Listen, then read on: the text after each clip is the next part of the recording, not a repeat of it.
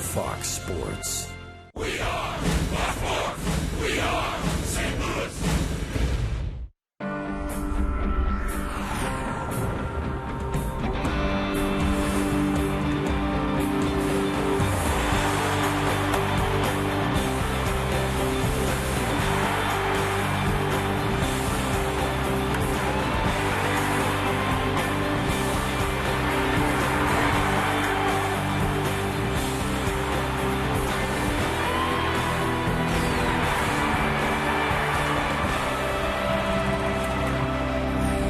Slugger Albert Pujols has caught fire, delivering the game winner in the bottom of the 12th here yesterday afternoon.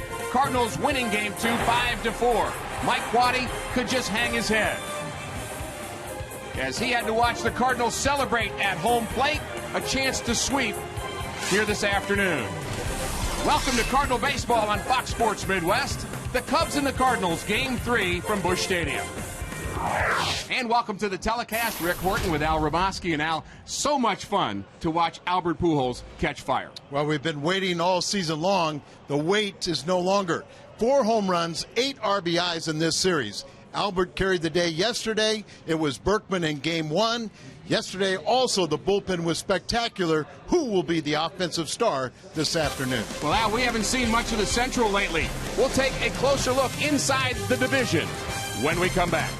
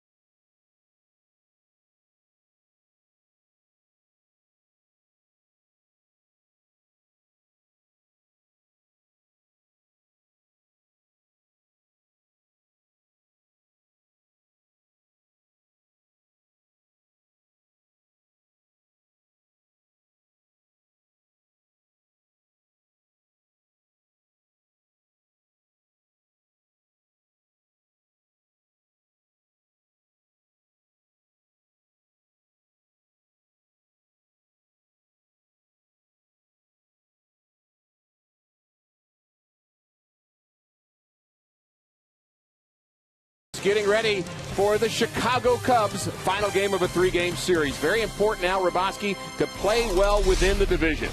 Well, Milwaukee, they have the best record in the major leagues at home. Their problem is winning on the road.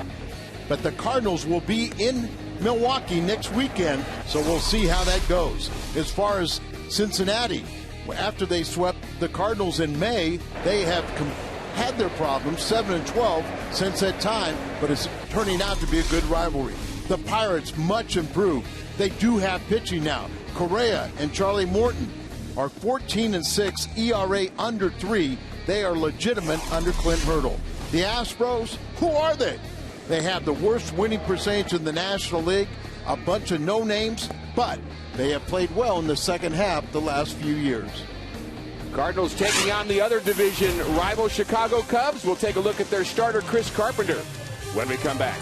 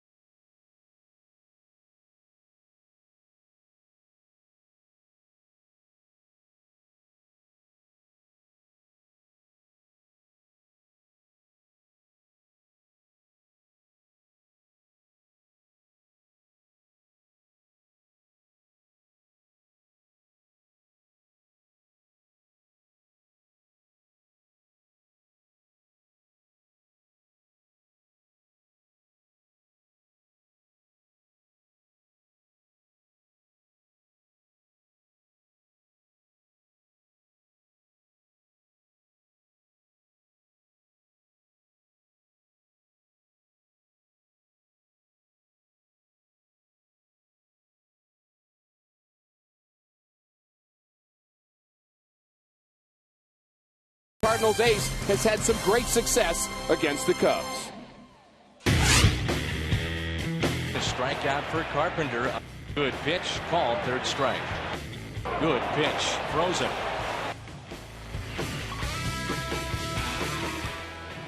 Breaking ball, gotcha. Breaking ball, stayed up, but Ramirez strikes out. Now the 1-1 to Carpenter. Left side, base hit. They got us in red. Here's the throw by Alou.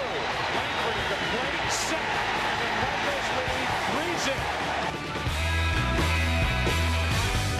Here's Edmonds, and he unloads. Oh, Edmonds is hit by the pitch. You can play mental games, but that's how you lose them. Paul, third strike. Good pitch.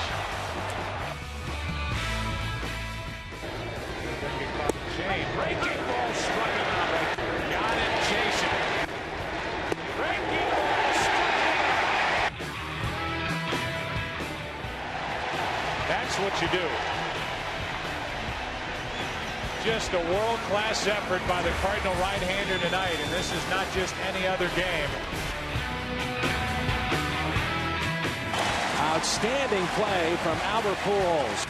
Swing a base hit into left center. Here it comes, Preston Wilson. The Cardinals win on a base hit by Gary Bennett. Cubs Cardinals game 2. Carpenter back on the hill. First pitch in there for a strike. A beauty for a call, third strike. And down on strikes, Marlon Byrd. Lee, a strikeout. And Terrio waves at it. In on the hands, Brendan Ryan. Bare hands, throws to first. Got him. Wow. Ludwig out to deep left, and it's gone. 2-run homer for Ryan Ludwig. And a swing and a miss. Carpenter picks up his first strikeout of the evening. There's that pitch again that he chases. Descalso, the big RBIs. Finally, Carpenter gets a victory. Cardinals hold on 6-4. They take game 1 of this 3-game series.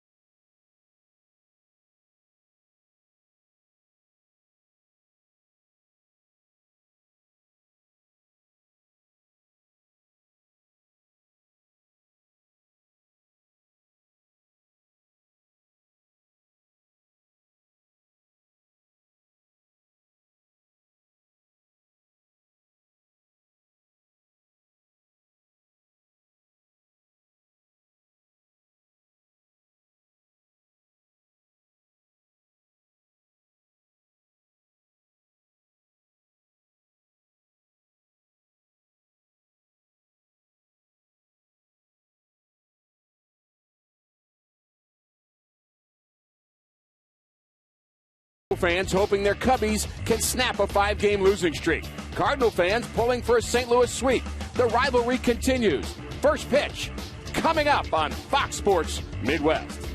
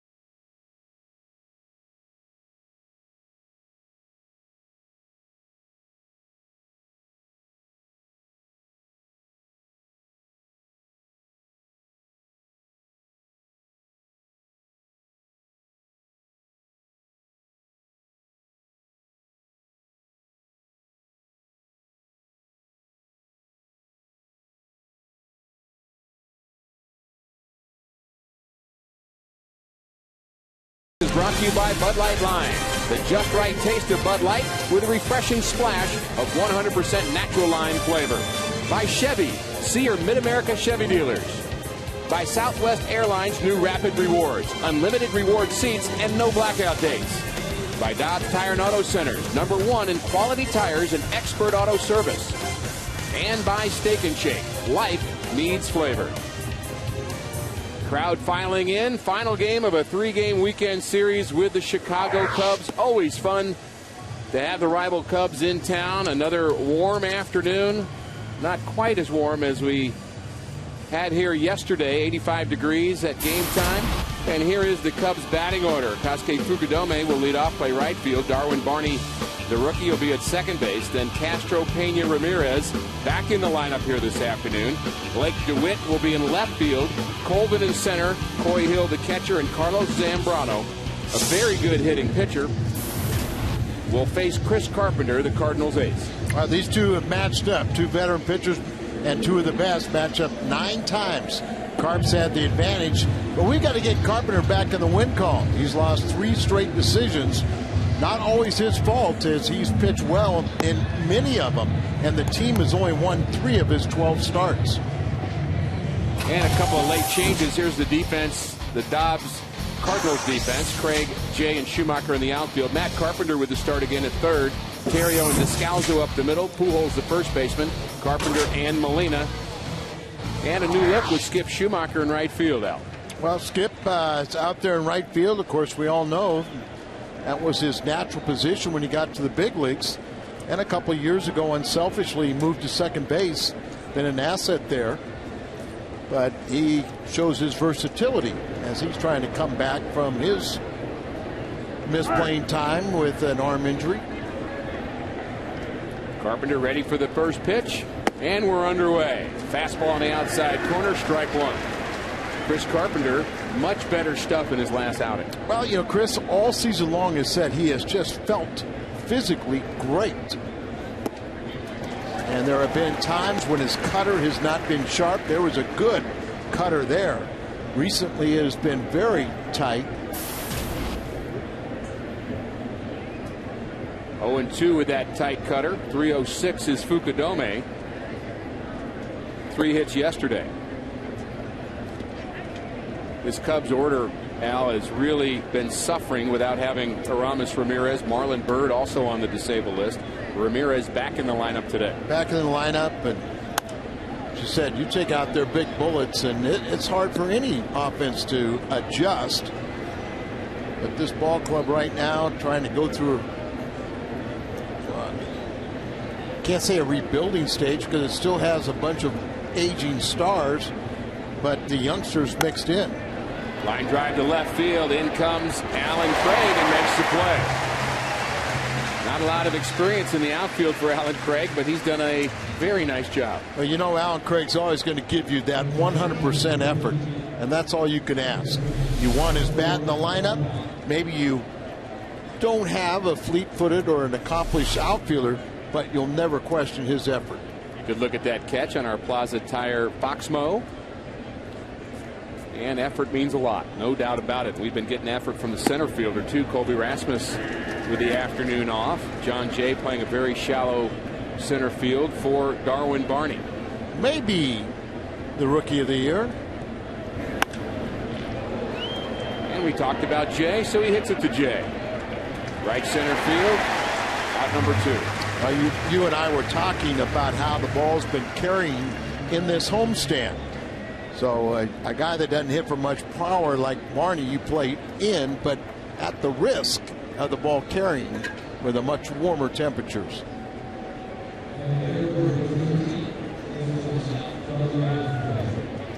Starlin Castro hits third for the Cubs.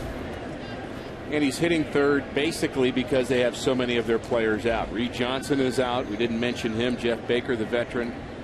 Matt Garza, pitcher they acquired, was supposed to be a big part of their rotation. He has been hurt. But Marlon Byrd, really a middle of the order guy, and they really miss him. Sure, and when they do have all those weapons, Castro's their leadoff hitter. And a base hit up the middle for Castro. He hit nearly 400 as a leadoff hitter. Had a great start to the season. April was very kind to him. Struggled in May, but he's a very talented young man. Hit over 300, a little cutter, and hit over 300 in his first year, and picking up the pace again. Mike Quaddy probably had some sleepless moments last night. Well, there's an old, you talk to a lot of managers and coaches today, they will tell you that you can never take anything for granted. And maybe when Albert comes to bat, we'll talk a little more about his instructions to a pitcher, that he assumed the pitcher knew what he was talking about. We've been there, haven't we? Carlos Pena swings and misses. 8 homers, 26 RBIs on the season for Pena. He homered in the 6th inning yesterday. And he has that kind of all or nothing kind of swing. He'll strike out a lot, but has very good power. And you mentioned the ball carrying well, so Carpenter's going to need to be careful with him. Pena was homerless in his first 25 games. And here's a guy that averaged 36 home runs, 102 RBIs in each of the last 4 seasons. 230 home runs in his 10+ major league seasons. Cubs don't run often. Castro, their best base stealer. He's 5 for 5. Barney has 3 stolen bases, and really other than that, the Cubs just don't run at all. A lot of times when you have a pitcher, and it seems like about 6'4" and above, they're a little more lumbering, maybe don't have the quick feet, easy to steal against. But you can't put Carpenter in that category. You're absolutely right.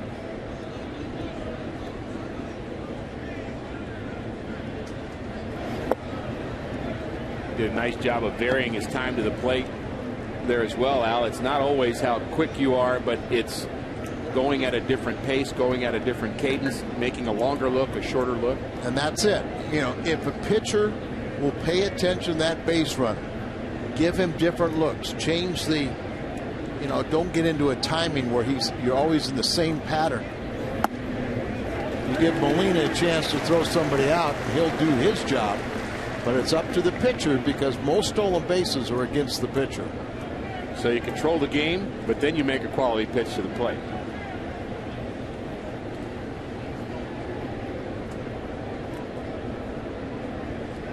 Cubs with the second fewest stolen bases in baseball. Only the Atlanta Braves have less. Not going. Well, and to give you a contrast, we know the Cardinals are a great running team, but they have more than twice as many stolen bases. Catches the back door. Good inning for Carpenter. Top of the order for the Cardinals when we come back.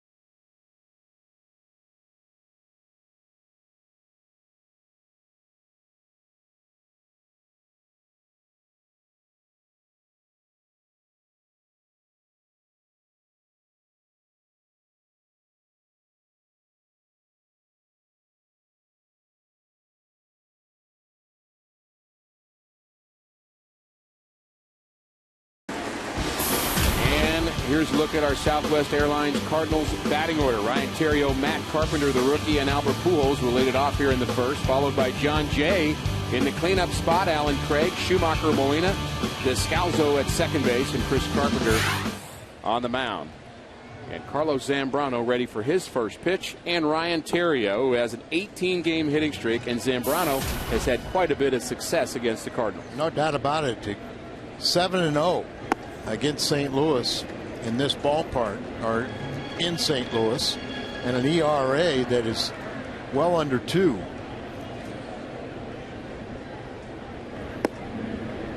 And he pumps in a strike on 2-0, and he's been very good at getting ahead. Look again at the numbers of Zambrano, 5-2. Most consistent pitcher this season. Handled by Ramirez. And he throws out Theriot. And the defense behind Zambrano. Cubs are 15th in the National League in defense. DeWitt, Colvin, and Fukudome in the outfield. Ramirez back in the lineup playing third base. Zambrano and Coy Hill gets to start behind the plate here this afternoon. Ramirez with 7 stitches just 3 days ago. Ball hit him in the mouth off the bat of Brett Wallace in their homestand. Kind of a one-hopper and kind of a nasty injury, and he has 7 stitches. Did not play in the first 2 games of this series. He's always been very good against the Cardinals. He's a big RBI man, and hopefully Matt Carpenter can get his first Major League RBI. He's got a hit. Check swing. Matt, who had a very good spring early in camp, he was really making a solid effort to make the ball club. Tailed off towards the end, but still hit .333.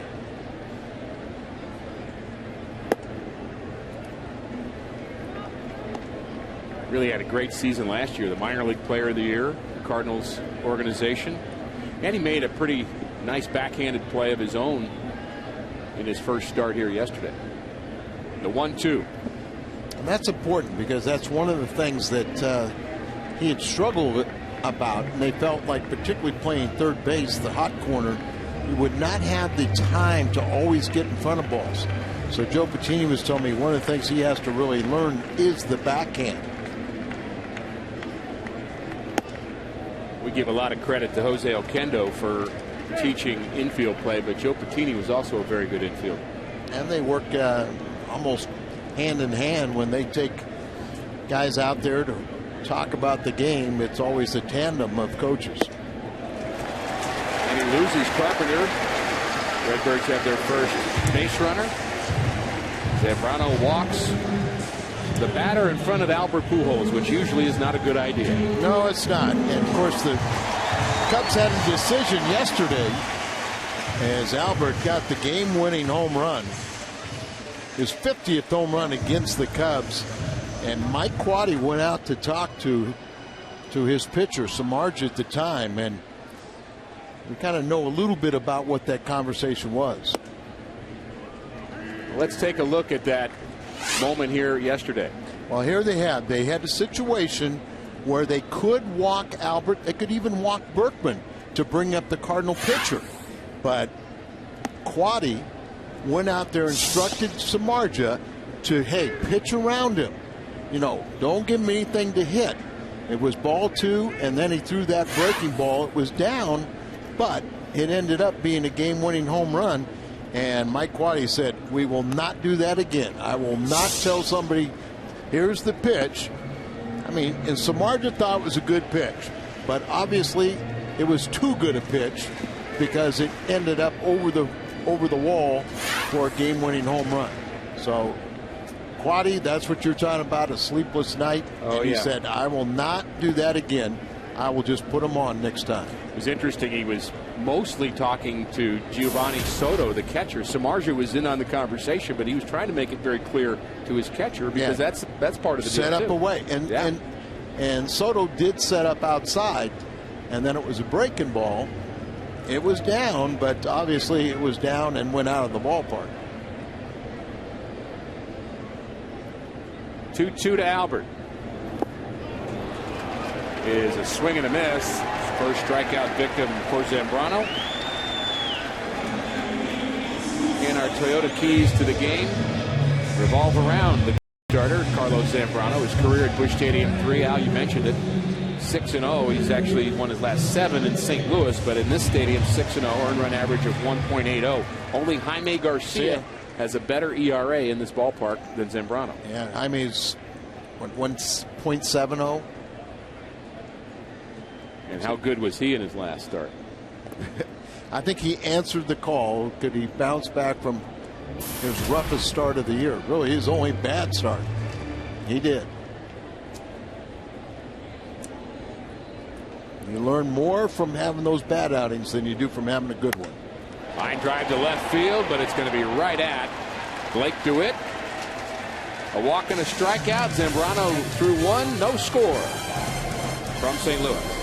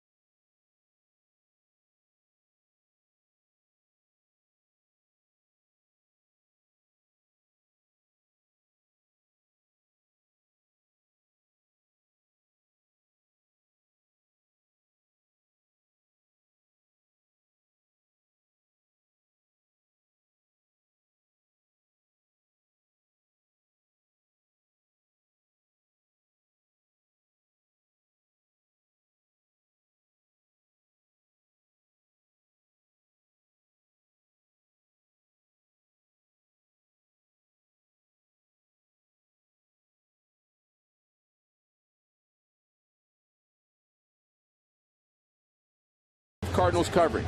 Plus, you can follow us on Facebook and Twitter for the latest Cards updates. FoxSportsMidwest.com, the place for Cardinal fans. No score, top of the second inning. Ramirez, DeWitt, and Colvin against Chris Carpenter.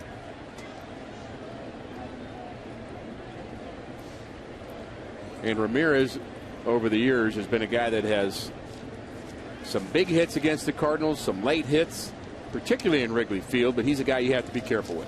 Well, he's an outstanding RBI man. 32 years of age now. He surpassed the 100 RBI mark 6 times in the last 10 seasons.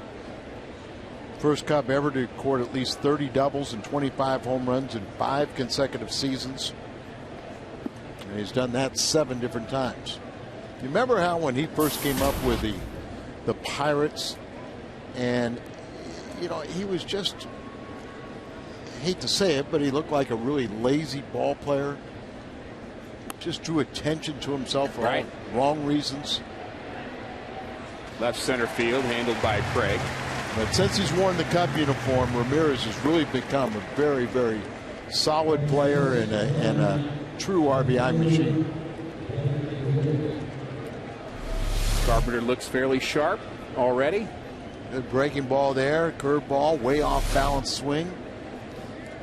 One of Carp's problems in his last outing, Al, and I talked to him a little bit about it the next day, is there were so many swings and misses that he ended up throwing over 100 pitches in 5 innings, and he said, I've got to do something different. And Dave McKay jumped in the conversation. He said that he saw him on video and said he was absolutely unhittable. Almost too unhittable. Nice play by Carpenter covering. Good backhand by Albert. And that is important to go what you're saying, you know, because you went through 5 innings in there, and here Albert, who ranges so far to his right and great confidence with his throwing ability. Every pitcher better know the ball hit the right side. You've got to get over there because Albert will range so far away from the bag. But Carpenter's last outing, he allowed 2 runs and 7 hits in that game. Eventually won 4-3. Cards 1-4-3, but the shortest outing at home and overall since 4 innings he pitched in Arizona. There's a strike at the knees. But pitch to contact. You know, you just hopefully you can retire a batter in the first pitch or 2. If you get 2 strikes, then you go for a strikeout. Out front is Tyler Colvin, who's sitting on an 0 for 23. You know, we keep on reading little comments about Shelby Miller, the Cardinals' young phenom who made his first AA appearance and very successful, but how they keep on telling him he's got to use his secondary pitches. You can't just blow people away with your fastball. You can do that in the low leagues, but eventually you get up here, you know, they're going to time that pitch, so you have to use other pitches. All young pitchers fall in love with the strikeout. And after you get a little smarter, you start realizing that, hey, you got to throw at least 3 to strike someone out. It's usually more like 5 or 6. So get them out on 1 pitch. Carpenter threw 5 to strike out Colvin. His second strikeout. Alan Craig will lead it off for the Redbirds when we come back.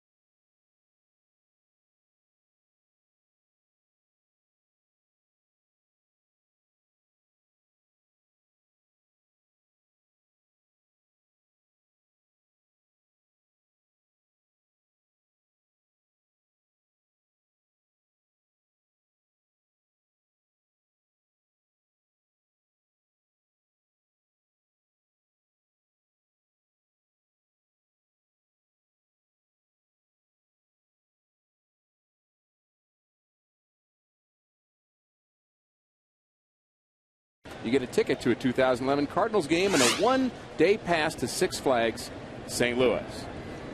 Get your double play combo today at cardinals.com/Six Flags. Alan Craig has hit .444 in this homestand and has been a potent bat in the middle of the Cardinal lineup. Hard to keep him out of the lineup. It's a nice decision, a nice problem for Tony to have so many talented young hitters. His numbers on the season are great. The homestand, like you said, home run, 5 RBIs to go with his 400-plus average.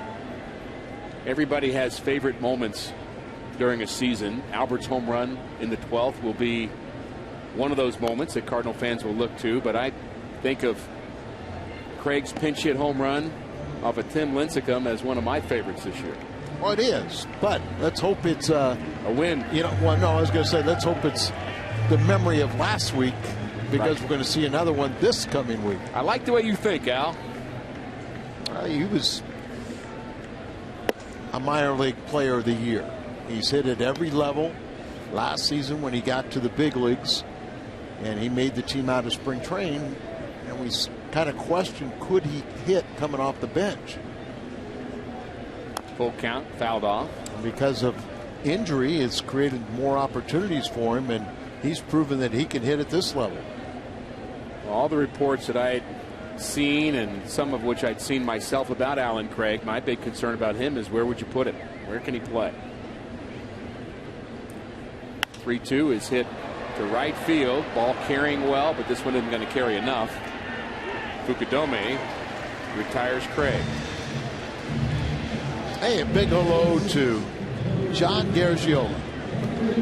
You know, everybody knows Uncle Joe and Mickey, his father, Mickey Garagiola, just a great buddy. Everybody on the hill knows Mickey, but I know John's back home watching this game tonight and rooting on his favorite team, the Redbirds. Skip Schumacher batting in the 6th spot in the Cardinal order. Cardinals going right, left, right, left. They got kind of the military lineup here, the right, left lineup. Speaking of the military, you had a nice night last night at the Army Ball. I really did. I was very honored to be the featured speaker at the 236th Army's birthday. You know what? That's one of the few things that's older than the Cubs last time they won the World Series. That's been going on longer than, what was it, 1908? We all know about that. But I substituted for General Dunwoody. General Dunwoody is the first 4-star general, female 4-star general, and she was called away to a conference in Europe, and so General Leonard was the host. Good or bad, he invited me, and they got me. You're our 4-star general, Al. Well, really, actually, 3-star admiral, but I'll forgive you. But you had a good time, though. Great time, and we can't thank our service members enough. They're just very, very special. Might get out of play. Schumacher gets a new life.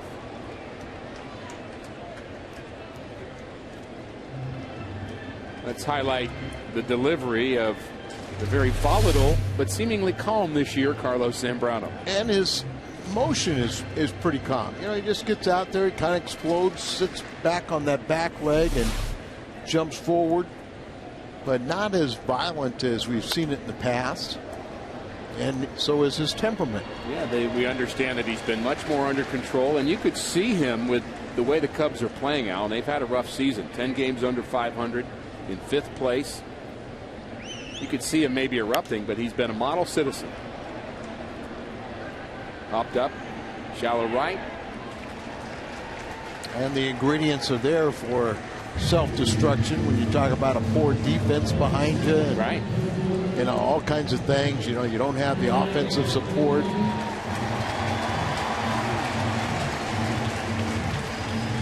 Nice hand for Yadier Molina. Molina is hitting over 400 on this homestand. 4th in the National League in batting at .322.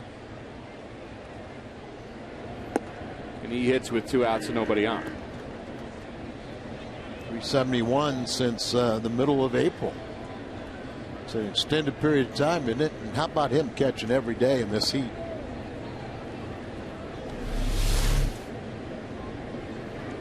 And every now and then you need your back cracked. Do that to me, and all of a sudden it would more crack than crack. Right. It's like he enjoyed that. Did he? After it was over, tough play for Fukudome. Runs out of room. Can't get to it. So a new life for Yadier Molina. They were talking about that nice effort there, but you're talking about Zambrano and his volatility. I, for one, kind of liked it. I like to see someone that is emotional out there, because you can always back down on emotion. But the guy that has no emotion, you can't fix that. Can no, you can always back it down, and you can come down and stay under control. But if you don't have any emotion, not on my team. The 1-2 fouled off. And the Cardinals pitcher, Chris Carpenter, shows some emotion and some passion. We see that from time to time. Both these two pitchers, Al, were outstanding. 2004 through 2006, probably the best pitchers in the National League. Carpenter was 51-18 during those years. Zambrano 46-21. They are absolute winners. Barely fouled. And winners, they don't like losing. No doubt about it. You know, you get accustomed to winning. I am of the belief that I think Carpenter has backed off a little too much. Ron Kulpa, St. Louisan, with this call. From that angle, it looked much closer. But from our vantage point, it was truly and definitely foul.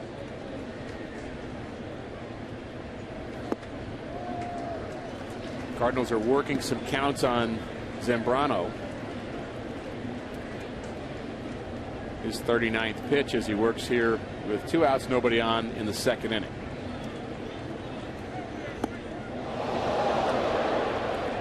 Very rare to see Yadier Molina strike out. Another 1-2-3 inning for Zambrano.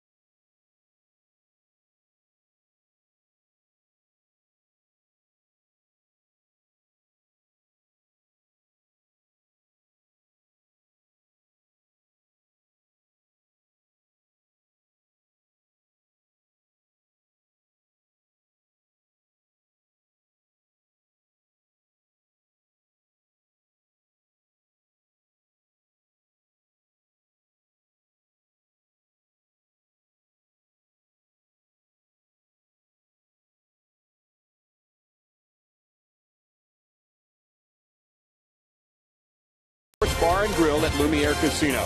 It's now open, a sports bar for everyone.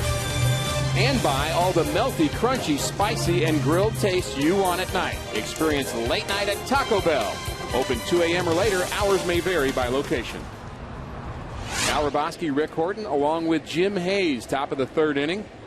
Chris Carpenter and Carlos Zambrano.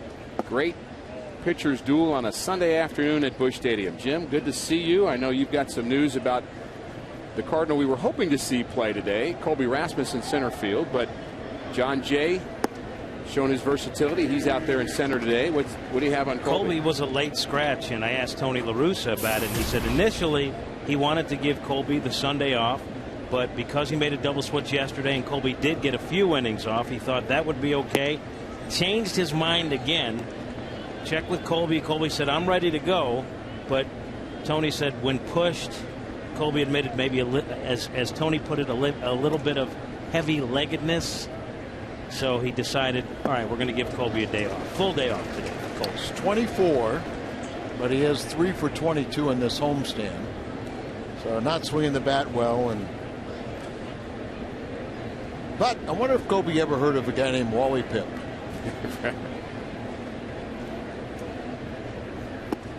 Again, Tony said this was not Colby's idea. I understand. Colby was pushed. It wasn't Wally Pip's idea either. No, it was Wally Pip's idea. Was it? I thought he had a headache. He had a headache. Hey, let the kid play. Let the kid play. And that kid was, yes. And he played for a long time. Yeah. At the knees. Good fastball from Carpenter, his second straight strikeout. Down goes Corey Hill, and Carlos Zambrano, a very good hitting pitcher, will bat next. Here's that last location. Right down there. Just looked like he was fooled, expecting an off-speed pitch, and snuck the fastball by him. Wanted to pull the trigger, and he should have, protecting with 2 strikes.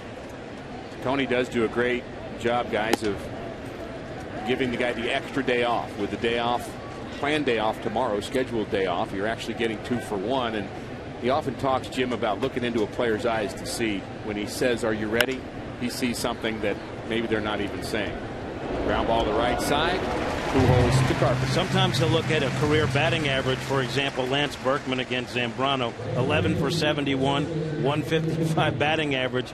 Berkman got a cortisone shot in his troublesome right wrist yesterday, knowing that maybe today would be a good day to sit and knowing the Monday was an off day. So Lance said he went ahead, had the injection. Just because the wrist, he said, was healing. You know, he had heard it making that play in the outfield. Right. But it never got to be close to 100%. So he figured now's a good time to get the shot.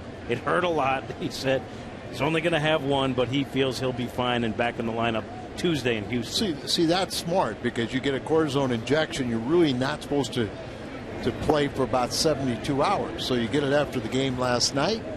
You have today off, the off day. Don't play until Tuesday night. You get your time frame, and you're back ready to play again. Assume you've had some cortisone shots over the years, Al?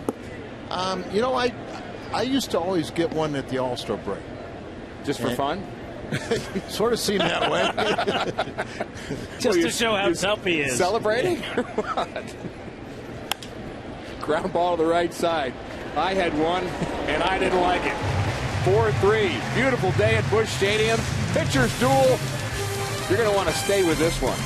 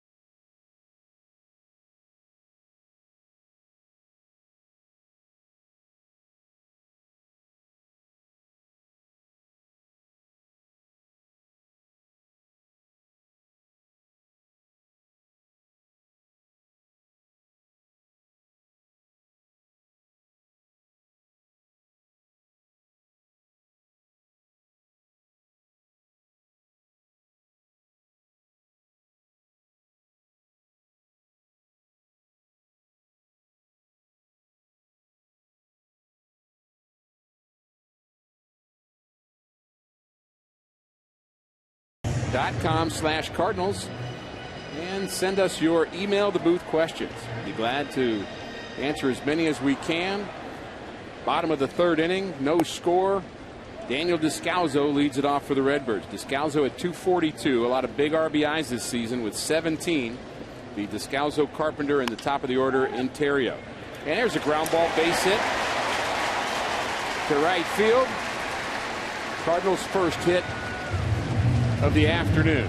What a contrast, and Zambrano had a little conversation with Pena, but we're just talking about how far our first baseman, Albert, ranges to his right, and here Pena really never even offered with this ball. He goes right to the bag.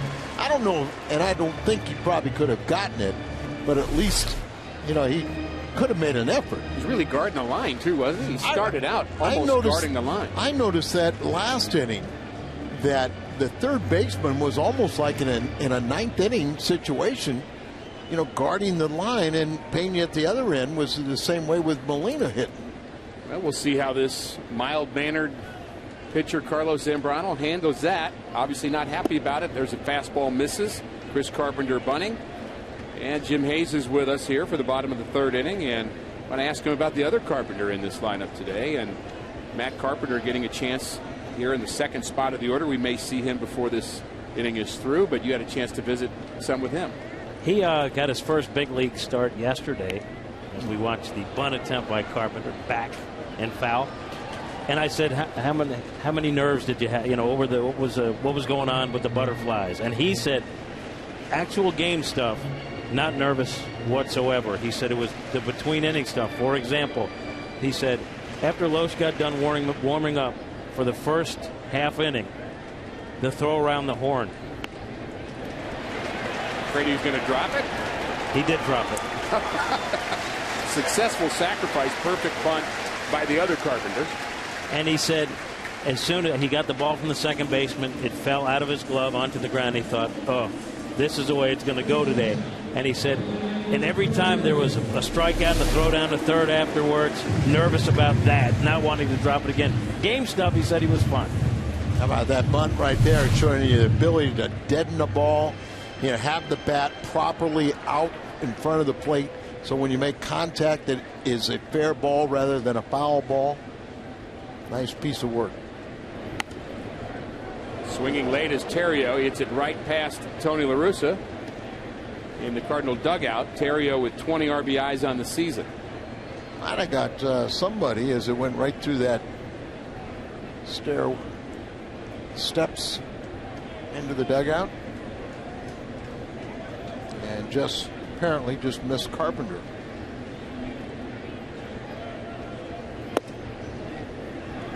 You know, with the 12-inning extra inning game, it looks like both managers, the luck of the draw, having two big horses out there that eat up innings. Exactly what they need.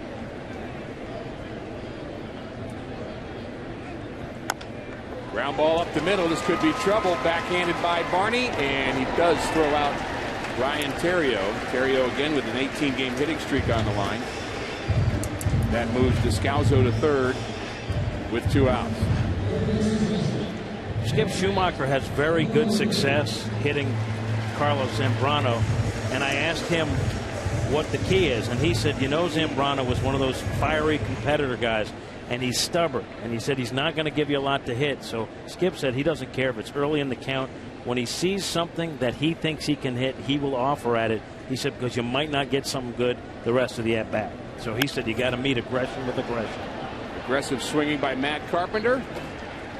Cardinals fail with a runner in scoring position. They've been good at that. The Cubs have it. No score from Book.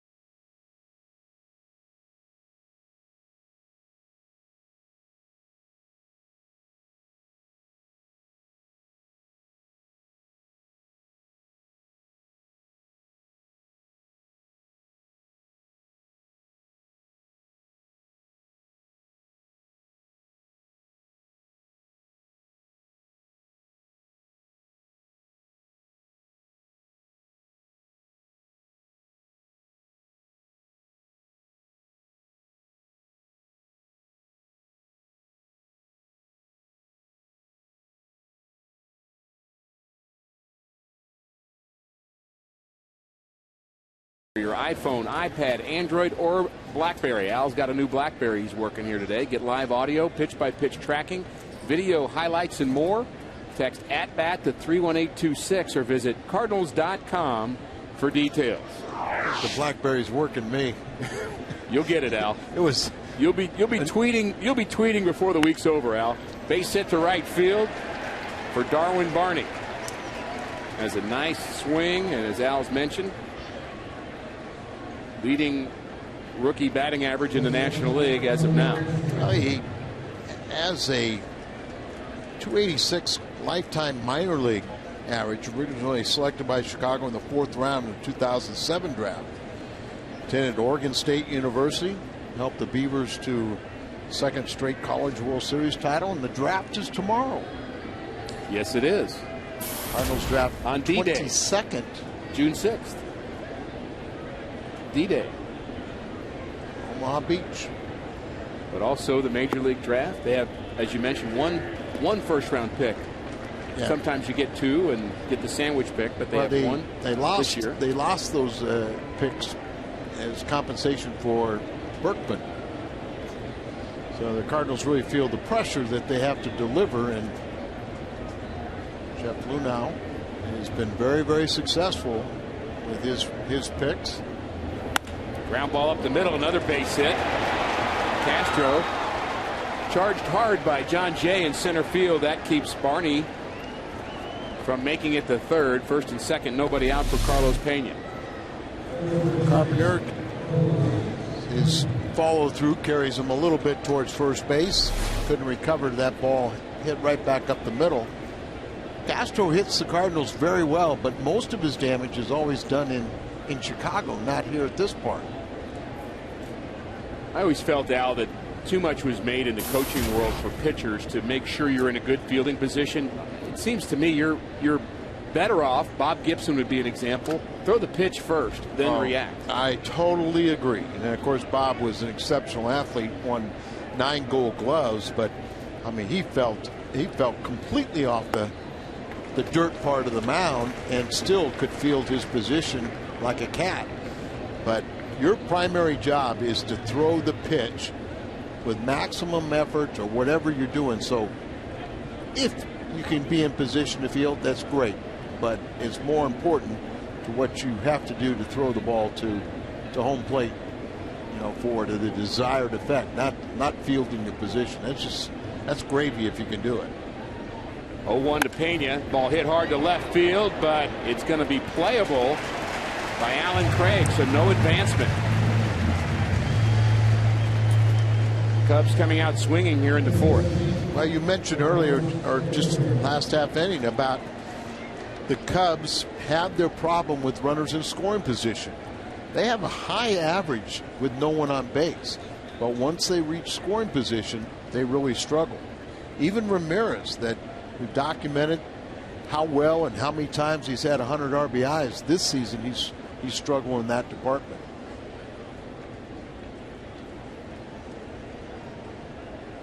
Cubs second in the National League at 270 in batting average. To push your point, Al, and yet with 213 RBIs, they're 12th in the National League. So second in hitting, but 12th in RBIs. That means they're not getting a big hit. Aramis Ramirez. A double play will end this inning for Chris Carpenter.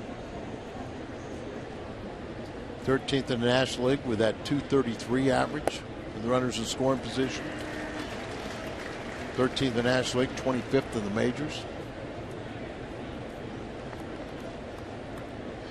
Cubs are really going to find out what they're made of over this road trip. It started here in St. Louis. They go on to Cincinnati and then to Philadelphia. Could be disastrous for them.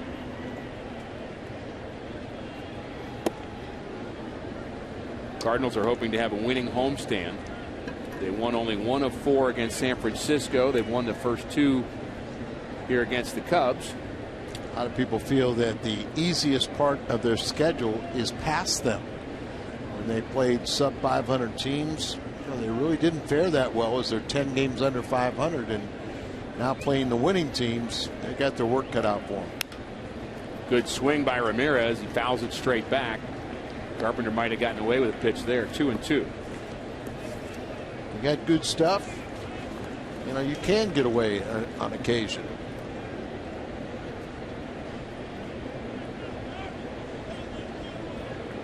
Now, you mentioned back to the baseball draft tomorrow. A little bit different in baseball to really gauge a draft. It's not like the NFL or the NBA where you make the impact right away. A lot of times you're taking high school kids that you might not see for 3 or 4 years. Right. So really difficult to really determine whether the draft is good until somewhere down the road. Yeah, in my mind, it's the most difficult because really you think about football and basketball. The college is almost their minor leagues. Right.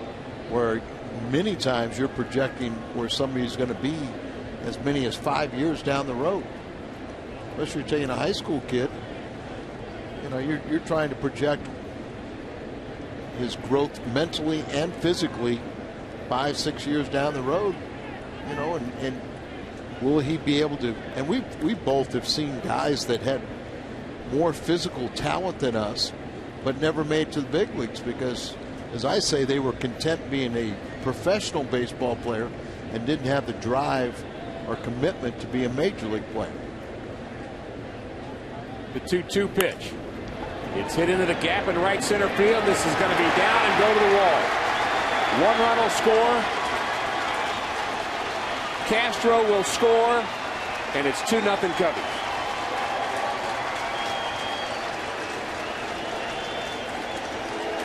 Aramis Ramirez makes such a difference in this Cubs lineup, and he strikes here again in the 4th.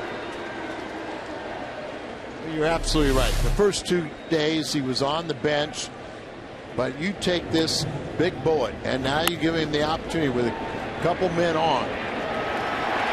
He's always hit the Cardinals well. He's hit Carpenter well, and he shows you why right now and gives them a quick 2-0 lead. 4 hits now off of Carpenter, 3 in this inning. Blake DeWitt bounced out in the 2nd. Ground ball to the right side. Backhanded by Descalzo. Good strong throw for Ramirez to 3rd.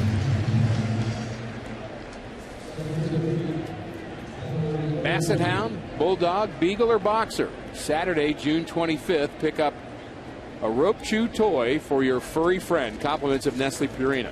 They're available to 25,000 pet lovers ages 16 and older. Get yours by purchasing tickets at Cardinals.com. Ramirez now over 360, 2 home runs and 10 RBIs against Carpenter.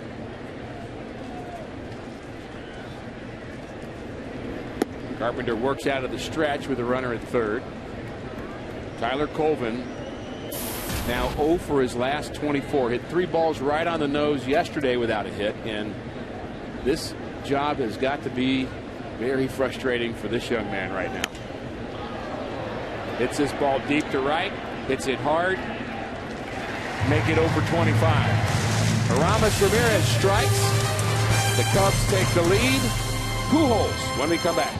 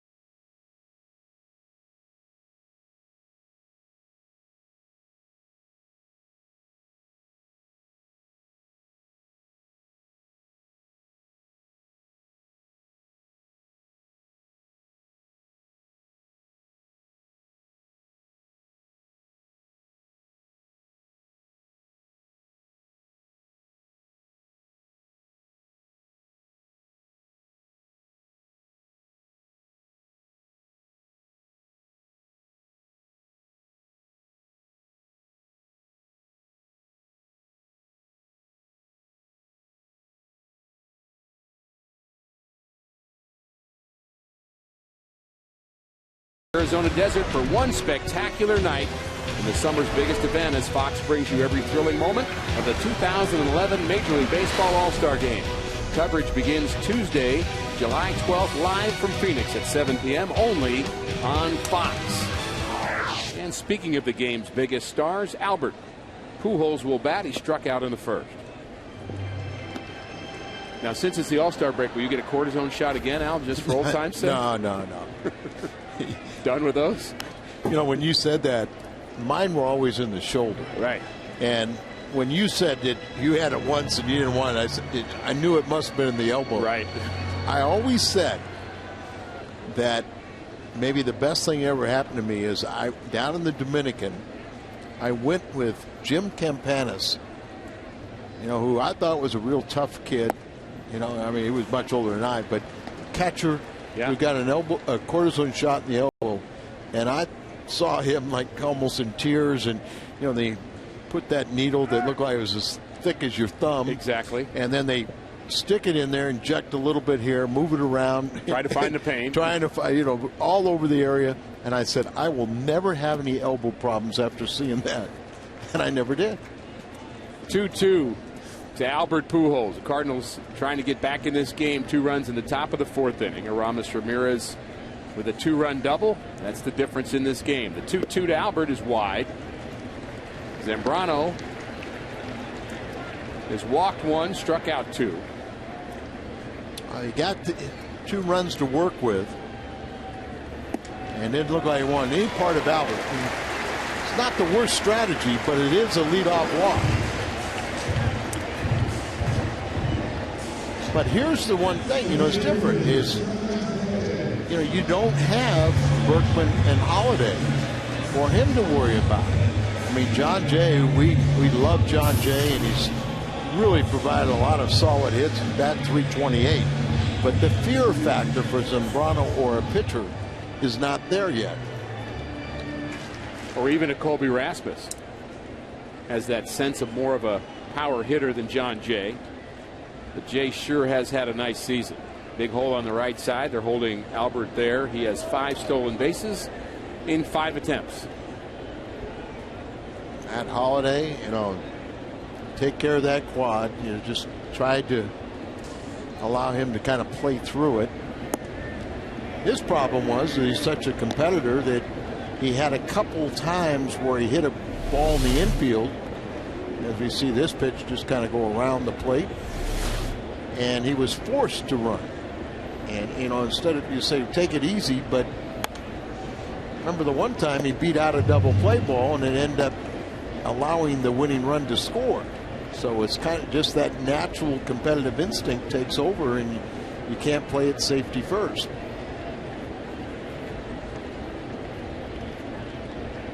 Pitching John Jay away and playing him away. 0-2 the count.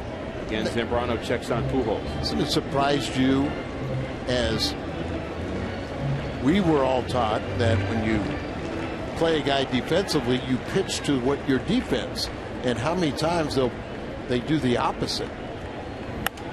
Ground ball to the left side. Tough play for Castro. He gets 1. Not enough time for the double play. Throw gets away, but not far enough for John Jay to advance.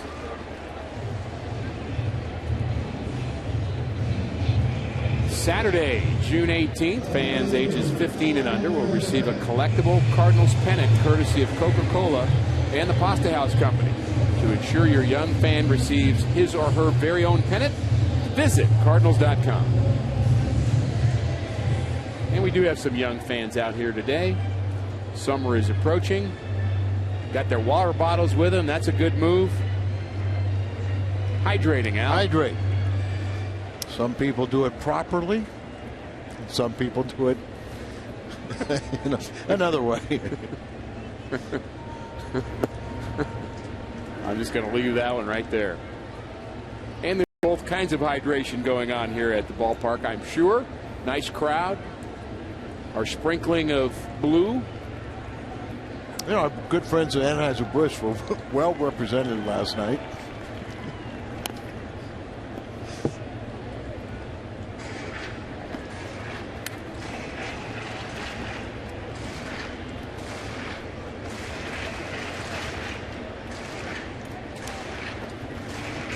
Alan Craig flew out to right field, leading off the second inning. Bats with Pujols, the runner at first. Chance to tie this game. He's certainly capable.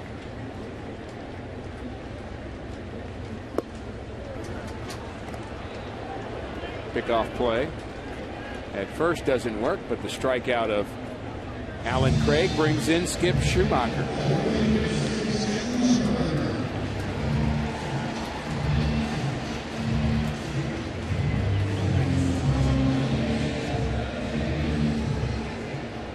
Our AT&T trivia question, and we're going to give you a hint, as we always do, prior to Jason Mott, the last Cardinal player to wear number 30.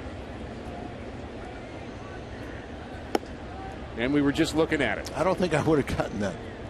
I think he would have. Well, I definitely know John Smoltz would have, but I guess I just remember the future Hall of Famer pitching the Cardinal uniform, not the number. Smoltz did a nice job as a Cardinal. Yes, he did. And unfortunately, last time he pitched very well in postseason, but in a losing effort. Racked up a bunch of strikeouts. Remember that game? But oh, yeah. Basically, the game was lost when he entered. And the Cardinals couldn't come from behind. Schumacher, the last Cardinals chance here in the fourth inning. Cubs have out hit the Cardinals 4-1. And we've had an errorless game.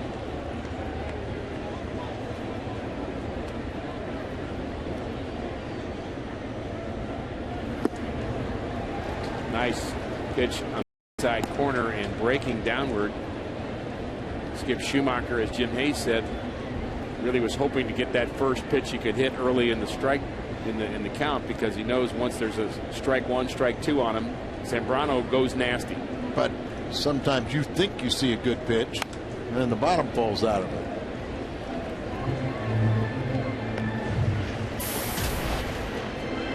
And really, let's pay tribute to Skip for a second, because he missed about 34 games with the arm injury. Just started to go to rehab, and then Punto got hurt, and he was forced to come back up here. Trying to get your timing back is very difficult when you're facing the likes of Zambrano.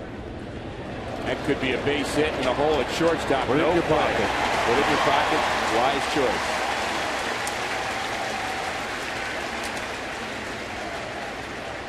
Just hit it in just the right spot, didn't he? Sure did, and that's part of it too, is Castro playing kind of up in the middle, ball out away from him, little breaking ball, just kind of punched it to the vacated left side. See Castro go over there, show the range, but young guy is starting to learn. He's made 10 errors, Castro, but a ball like that, don't complicate it and throw it away. Got 2 outs. Let your pitcher get the final out. You can tell he is a very athletic shortstop, as most shortstops are, especially the young ones. There's a reason they put him at shortstop, because they have just great skills, and then it's kind of learning the ropes. Sure. And then there's times when they will get to a ball like that, have no play, but go ahead and execute a throw and then throw it away. So part of the learning process to play under control. Shortstop's kind of like your point guard.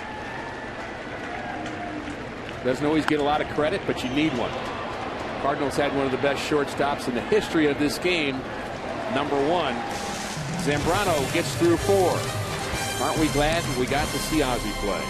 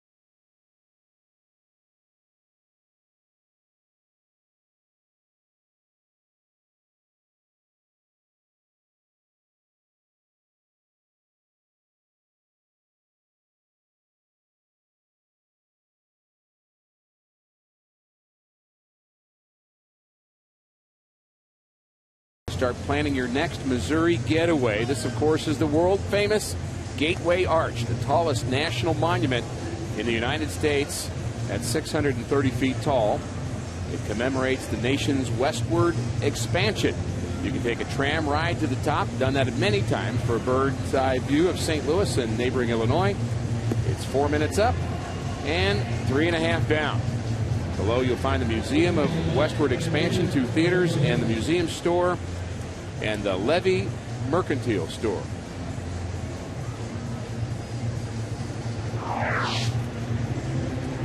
My bride is a native St. Louis and had never been in the Arch. Well, we're going to have to take care of that. I've been there, but she hasn't. You got that on her bucket list or no? I don't know what her bucket list is.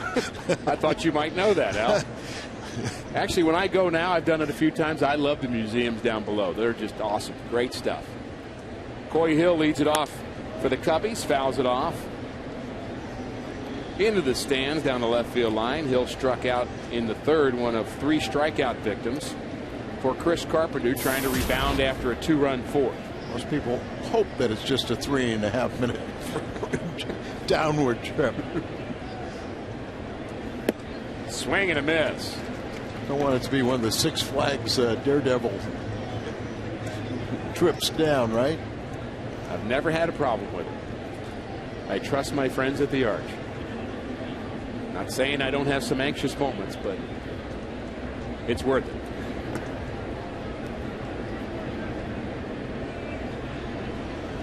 Remember Billy Williams, the great Billy Williams, telling me about Coy Hill. He likes this kid as an offensive player. Hitting .210. He's a switch hitter. Obviously, his left side is his best side at .261. But nice to be a switch hitting catcher. It helps. You know, a lot of times a rare, or not rare, but a lot of people like a left-handed hitting catcher. So if you can be a switch hitter, in his case, he swings from both sides like Zambrano, but he's only 1 for 15 right-handed. There you see the difference. Zambrano may even have a higher career batting average than him. He's at 236 in his career. Zambrano has more home runs than he does.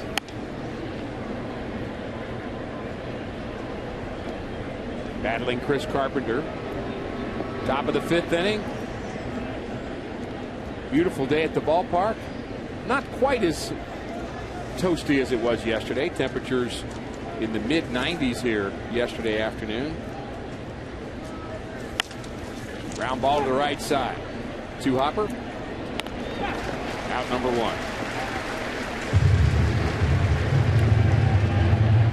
What's on tap? Brought to you by Budweiser. Jake Westbrook will be looking for his 6th victory against Myers. Brett Myers for the Astros. He's 1-4. Game time 6:30 on Fox Sports Midwest. That's Tuesday. Cardinals and the Astros. Cardinals will go to Houston, Milwaukee, and then our nation's capital.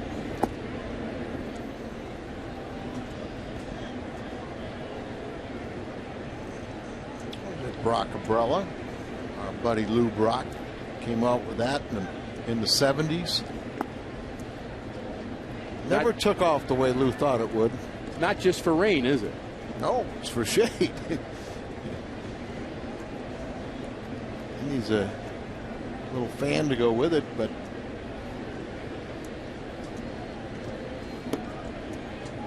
3-0 to the pitcher Zambrano. Zambrano is Silver Slugger Award winner 3 different times, signifying the best hitting pitcher in the National League. He's got 22 career home runs. I was going to ask you if you had the green light there, Al, but that maybe is going a little bit too far.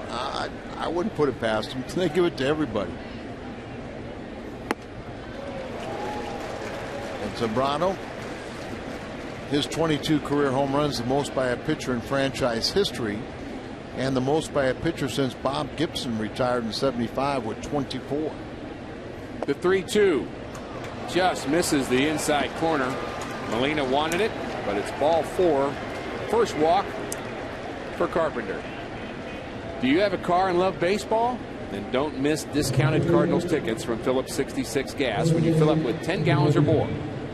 For complete details, stop by your local station or visit cardinals.com/Phillips66.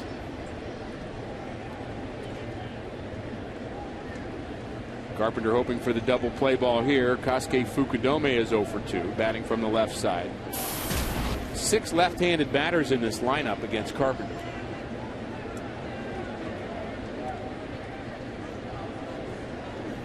Bunt attempt could be a tough play. The rookie Carpenter, nicely done. That was not a sacrifice. He was bunting for a hit there. We'll see if they give him a sacrifice. Nice play by Carpenter. Yeah, a lot of times guys are awarded sacrifice when they're really trying to bunt for a base hit, and they give them a sack. So it's kind of a, you know, they're bunting for a base hit, but they kind of think that at the very least they get a sack, so it's not charged as a plate appearance. Anything we can do, Al, to appease the hitters, that's what I'm all for. Oh, not me, but you are. I'm being sarcastic, Al. All scorekeepers, well, you know, my philosophy is it's 2 against 1.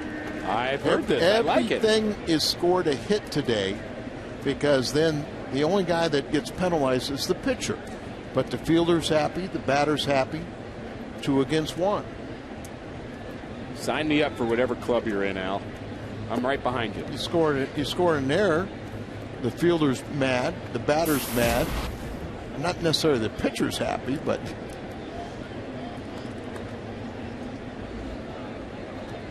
I'll never forget an official scorer telling me after he'd given a hit on a ball that went between Terry Pendleton's glove. He told me the next day, I had to call that a hit because we were trying to get Terry Pendleton Player of the Week. He told me that the next day. I wish he hadn't have said that. Cost me 3 or 4 earned runs against the Cincinnati Reds. All I knew was, in my day, if a manager, coach, or player ever would have questioned an official score or called an official score to complain with scoring, they would have been laughed and ridiculed by their teammates. 1-2 to Barney.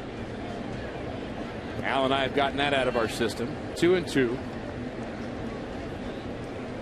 You know how the save rule has changed? I had a teammate in Kansas City, Steve, is a left-handed specialist, but in one game he did pitch 3 innings, and came in with a lead, pitched 3 innings, but was denied the save because he gave up a home run, a solo home run, and the official score said he did not pitch effectively. Wow. Because at that time it was up to the official score's judgment. Gave up 1 run, a solo home run, in 3 innings pitched, and was denied a save, which rarely had that opportunity to do so because he did not pitch effectively. Times have changed. Yes, they have. Zambrano the runner at second. Carpenter trying to pitch out of the 5th. A little late on that swing is Darwin Barney. Barney singled, scored in the 4th inning, along with Starlin Castro.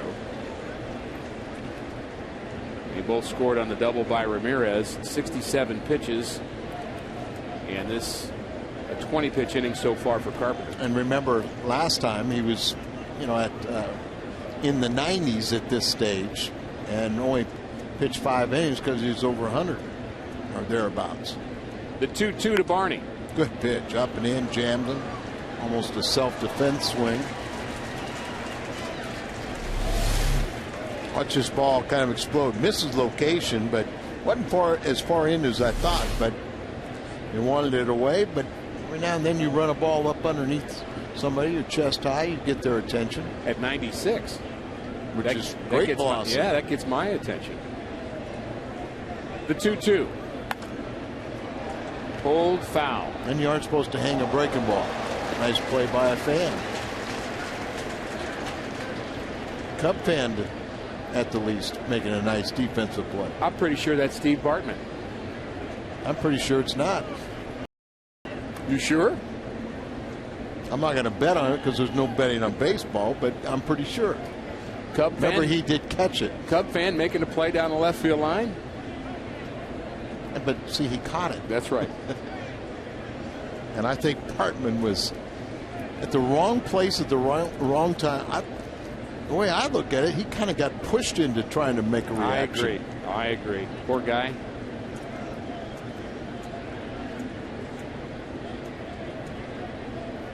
Two. Hit on the ground, tough hop, handled flawlessly by Carpenter, and a safe call at first base. Zambrano late getting to third as Darwin Barney beats that out. That was a hard hit ball for him to get down the line so quickly. Well, there's a lesson for young Matt Carpenter. One of the things that they've always criticized him about, and there's not much, is watch. And why did he double clutch? But he always comes straight up and throws, which takes a long time. You saw Oquendo in the background. In this case, Barney running hard. Another good lesson for young players. Don't take things for granted. But I saw Oquendo in the background yelling because he was watching Zambrano. Took too much time. I don't know if Albert was late in getting over there. Couldn't tell that. I was watching the play. It developed at third. But Carpenter, for some reason, decided to make that double pump. Maybe he didn't have a grip. Well, we've seen infielders before have to get used to Albert Pujols covering Correct. first base late. And again, that's Albert getting the deeper range, and he's expecting his infielders to throw the ball over the bag, and he's saying, I'll be there. But it's a little different than what some infielders are used to. Sure. And in the case, like Carpenter, new to the ball club, says, well, wait a minute, he's not there, so you take your time, where Albert's saying, I'll be there when the throw comes to the bag. Good breaking pitch from Carpenter. Freezes Castro 0-2, trying to pitch his way out of this inning. Got the ground ball, didn't get the out. Nasty. It's that one that almost looks like it's going to back up and come at a right-handed batter, and then at the last second, that late break. This would be good work by Carpenter if he gets out of this inning. Castro already 2 for 2 off of Chris. Molina sets up in. He breaks the bat. Ground ball to third. And another close play at second base. Barney hustling again, but Carpenter gets his man. Both Carpenters get their man. 2-0 Cubs.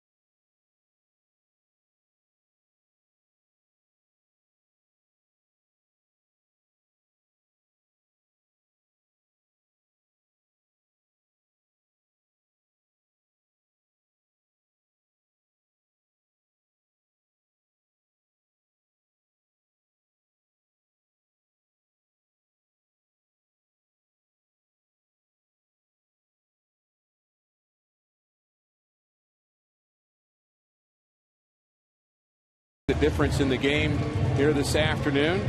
Descalzo, Carpenter, and Terrio. And Al and I are enjoying a good Subway sandwich right now up in the booth. And you'll have to pardon us. We may take a few pauses to eat a little bit. The fans enjoying Subway as well, just like the Cardinals-Cubs rivalry. Al and I have a little rivalry about which Subway sandwich we like the best. I'm kind of big on the turkey, bacon, and avocado. And Al's big on the steak. You really can't go wrong with Subway, can you? No, you can't. And wait a minute, let me take another bite. One. You're not supposed to talk with your mouth full, Al. Didn't you learn that? Oh, I wasn't. Oh. That was normal. I'm the only graduate of the Mike Shannon School of Diction, but anyway. Hey, how about the fact that right now, for a limited time, you get the avocado on that turkey and bacon? That's what I put it on anyway. And there's so many great, healthy choices. BMT is what I usually get when I go to Subway. Double meat. You get to have it your way, too. You get all the fixings that you want. I'm big on the black olives. Others aren't. I like turkey myself, but it's all good at Subway. Line drive to right. This could be trouble. Fukudome over and makes the running play barely in fair territory. Descalzo flirting with that right field corner. Nice running catch by Fukudome. And then that foul territory in the wall comes quickly. As part of our Fox Sports Supports charitable initiative, we are proud to wear pins during our 2011 MLB on Fox Sports Midwest telecast. For more information, standuptocancer.com/Fox Sports.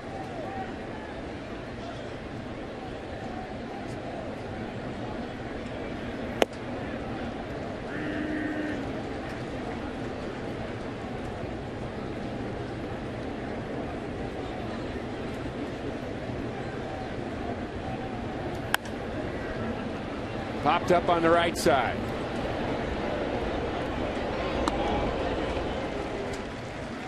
Chris Carpenter is retired, and Carlos Zambrano has been pretty tough here this afternoon. Well, the Cardinals have come to expect that. You always know you're going to be a battle with Big Z. He said he's won 7 straight games here at against the Cardinals and been the best opposing or visiting player pitching in this Busch Stadium 3 version. Ryan Terrio, 18-game hitting streak on the line, and he pops it up. Terrio denied again by Carlos Zambrano. Another 1-2-3 inning. Cardinals with only 2 hits through 5, and they trail the Cubbies by 2.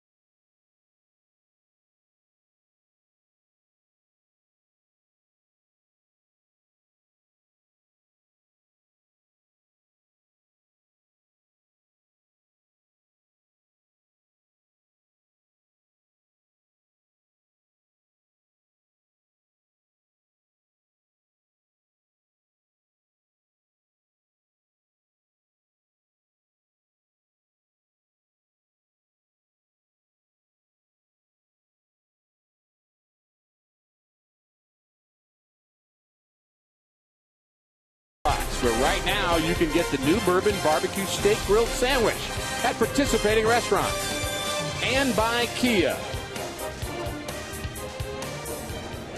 This is the place to be this weekend if you are in St. Louis. Cubs and Cardinals. A lot of young fans enjoying our game here this afternoon. Atmosphere whenever these two storied franchises get together. Just such a fun, friendly rivalry that the fans get a big kick out of. And if you like pitching, you're getting a good game in that department as well. Well, Carpenter has said 1-5, totally un-Carpenter-like. You know, this tremendous record as a Cardinal pitcher, and just the team has only won 3 of his 12 starts. Many times he's pitched well enough for the victory, but not a lot. He's by far gotten the least amount of run support. So unusual for Carpenter over the years. We would have expected the other way. Even games where maybe he got the no decision, it seemed like the Cardinals always won when he pitched. Sure. Now it's the other way around. His run support's been low, less than 4 runs per game, far and away the least number of runs any of the Cardinal starters ever received. And it's funny, Ricky, a lot of times you know how good he's been. He didn't need much run support. And, you know, it's almost like a scenario where the Cardinals feel so comfortable, you know, with him on the mound that they always assume, you know, that he's going to win, so they kind of relax and score a lot of runs for him. And he would pitch brilliantly. Now it's almost like they almost feel guilty and are trying so hard to get him a victory that, you know, they kind of complicate the situation. And then you run up against an outstanding pitcher like Zambrano, it doesn't help the offense. Obviously, these two have seen each other a lot, Carlos Zambrano and Carpenter. 9 times they have met.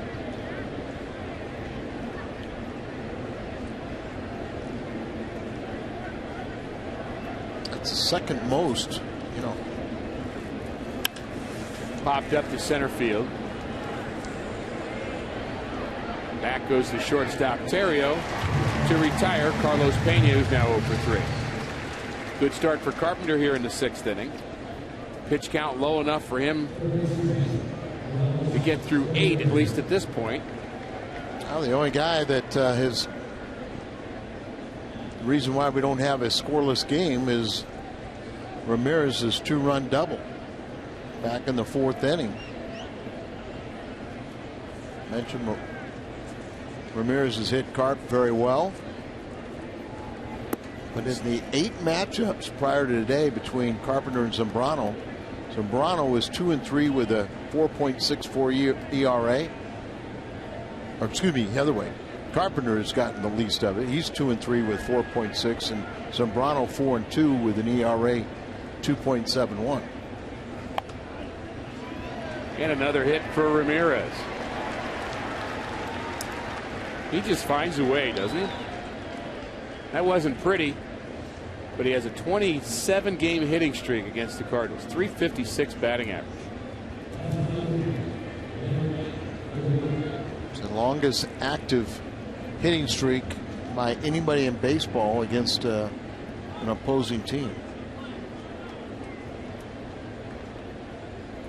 A little bit like maybe teams playing Albert. When Cardinals play Ramirez, they may say, well, he's not hitting well, but I still don't like to see him in the lineup, just like Albert. Oh, he's hitting only 265?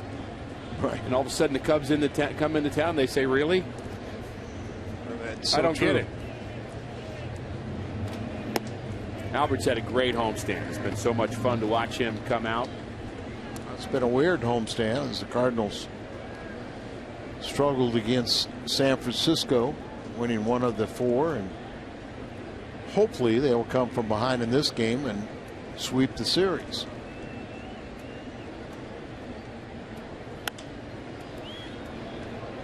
Popped up on the left side. Who's going to get it?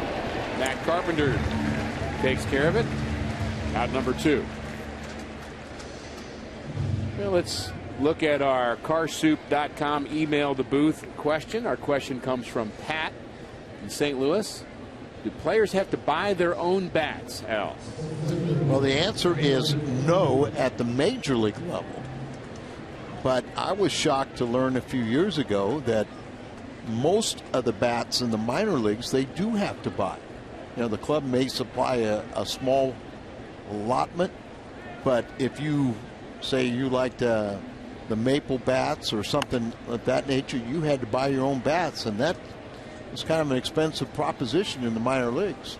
But at the major league level, everything is given to you free. Even the pitchers, we get a nice bat order at the beginning of the year. I remember one year I used two C271s, and I had 12 of the nicest bats. And by a nice bat, you'd know, Al, it's got the thick grain, not many grains, but it's even, and it's just you could just tell it's well-balanced bat.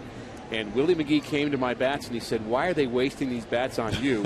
I'm going to use them." So he and Vince Coleman used my bats all year long.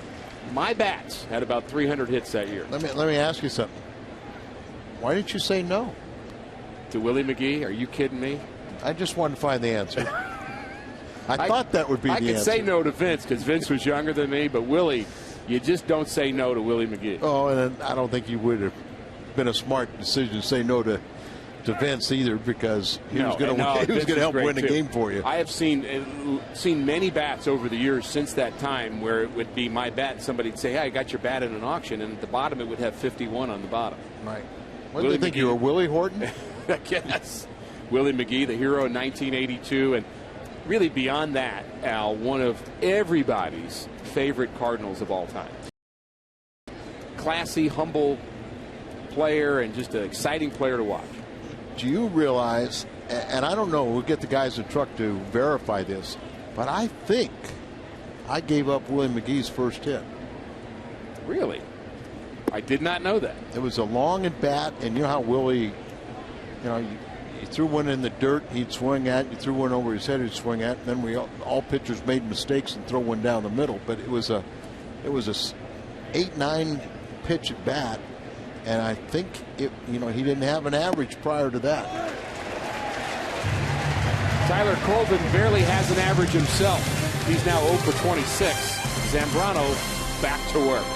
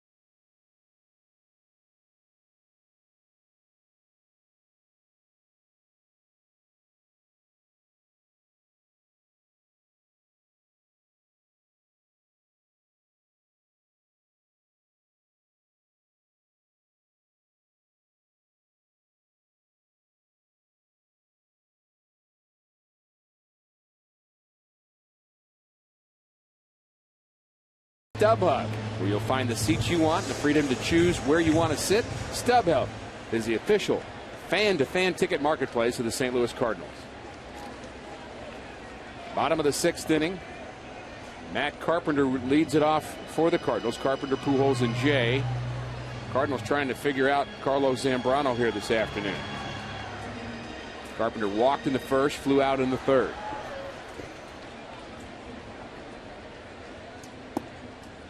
1-0 is on the outside corner, 1-1. Zambrano has a good mix going, Al, of fastballs and breaking pitches here this afternoon. He's big, strong, durable, go deep into games and change the speeds, as you said, very important. Still throws hard enough, too, where he'd keep you off balance. You're a little uncomfortable in the batter's box with Big Z. Works both sides of the plate, up and down.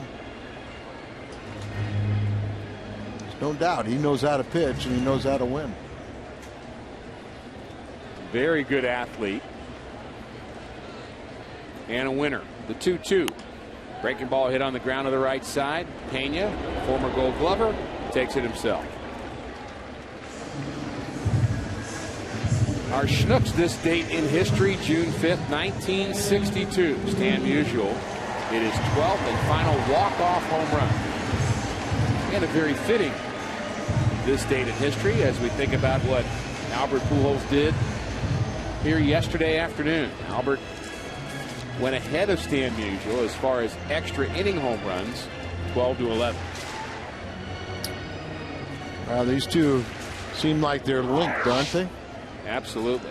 I know Albert cherishes his friendship with Stan the Man, and I think one of the greatest selling points for the Cardinals is, you know, they realize Albert's going to be a free agent now at the end of the season. Now that doesn't mean he's not going to be a Cardinal next year. And one of the biggest selling points is, you know, you're going to be linked with Stan Musial. If you stay and play your entire career with the Cardinals, that is a very meaningful thing in the mind of Albert Pujols. Where you go to a new team, it's you know, you're just a new player. Ground ball to the left side, backhand by Castro, long throw up the line. Albert slides in, he's safe.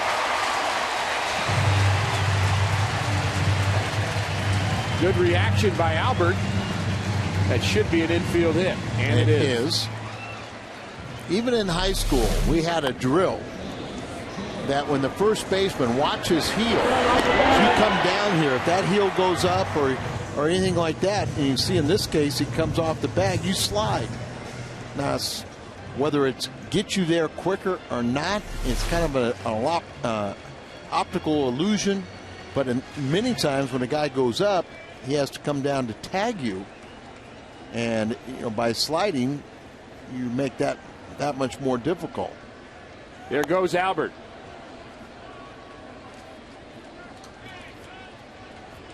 They also teach the catcher to go down the line. Absolutely right. So watch Corey Hill. He'll be running, racing down there too, in case that throw gets away, goes off that screen. Earlier, he did receive a ball and an errant throw. And just one of those little hustling plays that when you don't do it, it comes back to burn you. Albert not running on that pitch. Swing and a miss, John Jay. Cardinals need to make that errant throw hurt.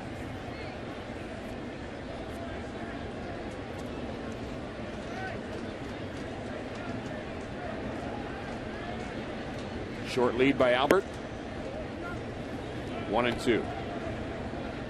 It's funny, Rick, just how Albert with his production on this homestand. Now you think of 277 and 12 home runs and 37 RBIs. Even the batting average isn't as bad. One more home run. We checked the numbers on this today. One more home run for Albert, and he would be third in the National League in home runs. We've always kind of said the production wasn't that bad, and it's taken a big leap. 4 home runs, 8 RBIs in this homestand. Average still way below his career average, but we know it's on the climb. The 1-2. Check swing, didn't go. Count is even. John Jay. John Jay lined out to left. It bounced into a force play. Cardinals without Colby Rasmus taking the afternoon off. Lance Berkman had a shot in his wrist, as Jim Hayes told us. Ground ball up the middle, base hit. John Jay. Pujols will stop at second. And the Cardinals have something going here in the 6th inning. One of the interesting things to think about is 90 pitches on the afternoon for Zambrano. The 90th pitch hit back up the middle for a base hit, bringing up the potential go-ahead run at the plate. But with the 12 innings yesterday, how deep will they ask their starter to go? And this really works for both managers, you know, with a tired bullpen. Albert Pujols safe at second, safe and secure in New York Life.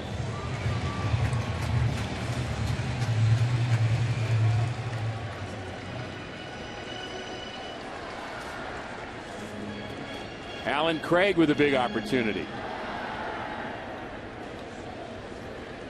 He's 0 for 2.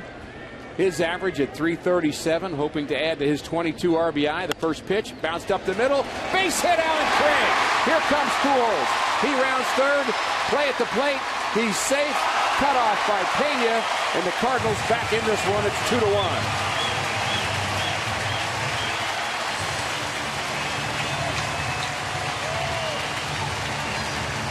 Back-to-back hits by youngsters, really getting an opportunity to play due to some of the injuries. Get the Cardinals right back in this ball game. Alan Craig's 23rd RBI. This one coming with only 1 out. Many of his RBIs have been with 2 outs. And a poor throw by Colvin. Didn't really change anything. Albert was going to score easily. And no advancement. But 3 straight singles here against Zambrano. Late swing by Schumacher. 0-1. Skip with a chance to tie it here. Big gap in right center and down the right field line for Schumacher. Last time hit the ball the other way at an infield hit. Had a nice career against Zambrano.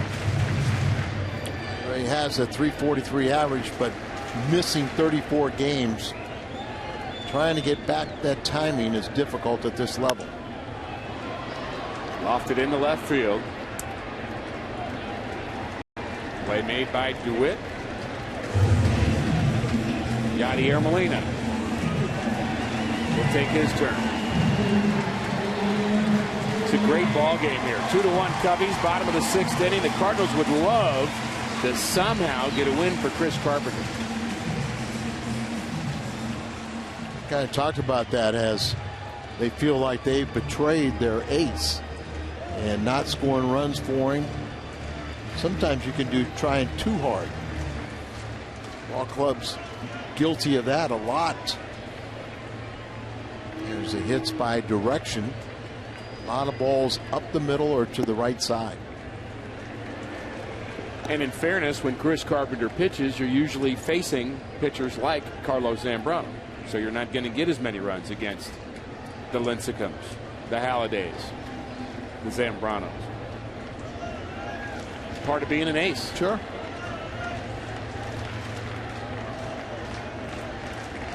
The 0-1. Ground ball up the middle. Tough play. Handled by Barney. And he's out at second base. How about that play? Outstanding defense by the Cubs. Robs Yadier Molina. Cardinals on the scoreboard. 2-1 Cubbies.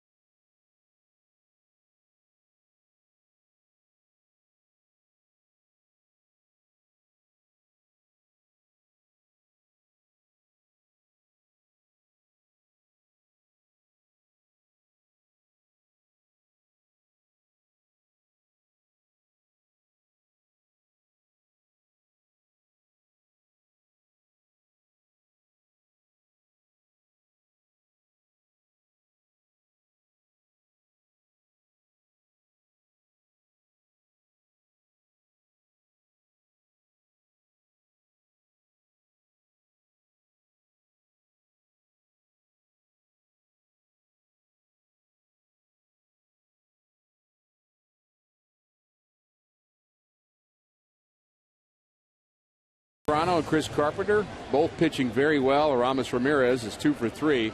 His 2-run double in the 4th inning. The difference on the offensive side, but a great defensive play to end the Cardinals' 6th. Well, Barney gets that ball. He fires a bullet to Castro, and they just nip Alan Craig at second base. So I know the Cubs have not played good defense, but that was a game-saving play right there. Game-tying saving. Molina hit that ball very well up the middle. That was his only play. Right. That's up to Carpenter to put up a 0, get his team back on offense. Carpenter due to bat second in the bottom of the 7th. He's at 88 pitches. Corey Hill, a strikeout victim for the 2nd time. That's 5 for Carpenter. Well, you hope it's a bunting situation for Carpenter and he can stay in the ball game. There's that cutter sliding all the way across, little downward action. It's at 89 pitches, 65 strikes.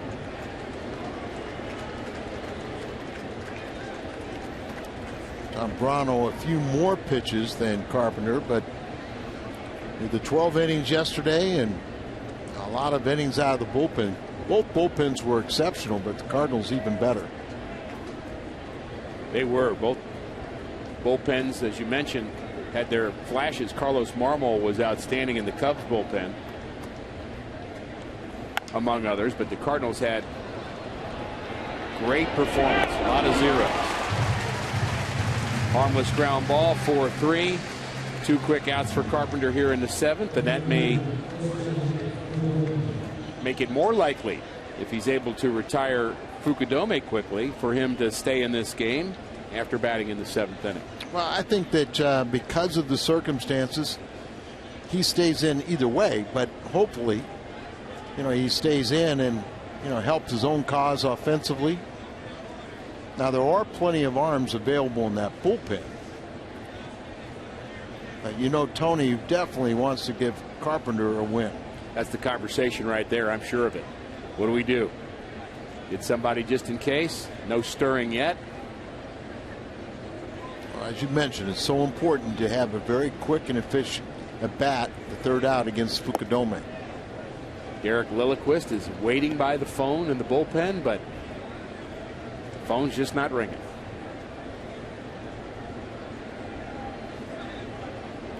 One-0 pitch. Misses low, 2-0. It is warm, but this is St. Louis. We haven't got into the hot season yet. And it is a little cooler, but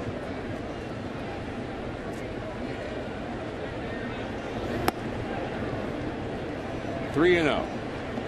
Carpenter's walked 1, struck out 5, given up 6 hits. Part of the art of pitching is, pitching around, not pitching around, but getting guys to swing at your pitch.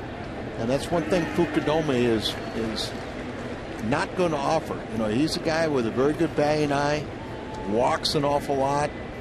You really got to put the ball in the tee for him. He'll take even 2 strikes to run the count full. He's looking for something specific. He wasn't looking for that fastball.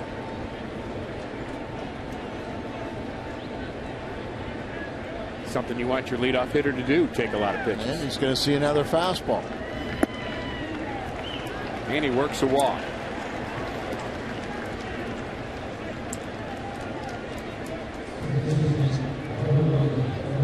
(21 of 28), Al. Very, very good. First pitch strikes. Pitching ahead just makes it so much easier.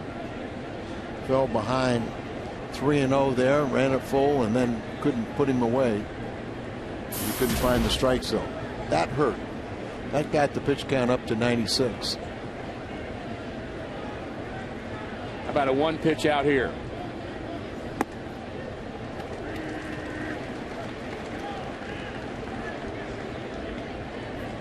Number 10 there, the patch for their great 3rd baseman and our good friend Ron Santo. Sure do miss Santo and the banter I would have back and forth with him as he'd be bragging about his Cubbies and I'd be talking up my Cardinals, and then he would agree with me. I think about the last time he'd have. Well, he was a smart guy, but no, he never. But I thought about the joy that you could see on his face when the Cubs won their division title. Line drive handled by Theriot. Baseball certainly misses Ron Santo. Theriot with a chance to extend his hitting streak. Cardinal fans hoping for a rally. 2-1 Cubs.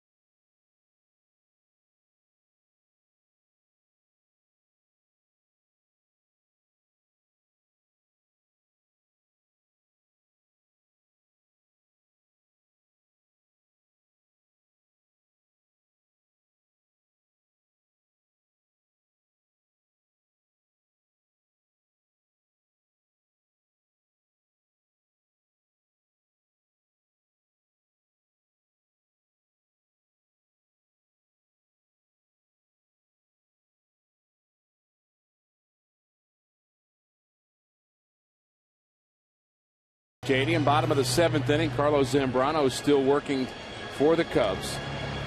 They'll have 8-9-1 for the Cardinals, and the folks in red hoping for a rally here for Chris Carpenter. Chris Carpenter is in the on-deck circle, and Descalzo shoots this one to left, but a very busy Blake DeWitt retires Descalzo. 1 pitch, 1 out. And like I thought, Carpenter will hit for himself. Starting to get activity in the Cubs bullpen behind Zambrano, but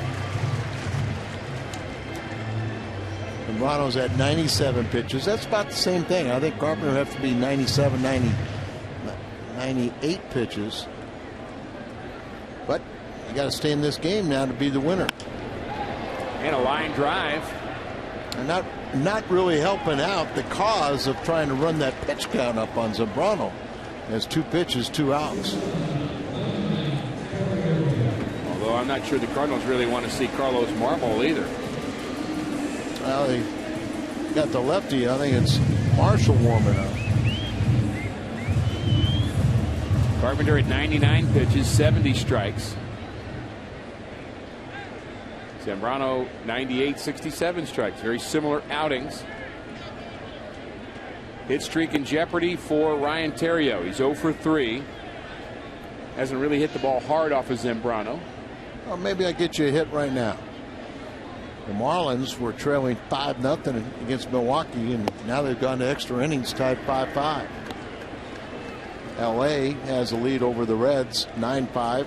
Cincinnati batting at home in the 7th.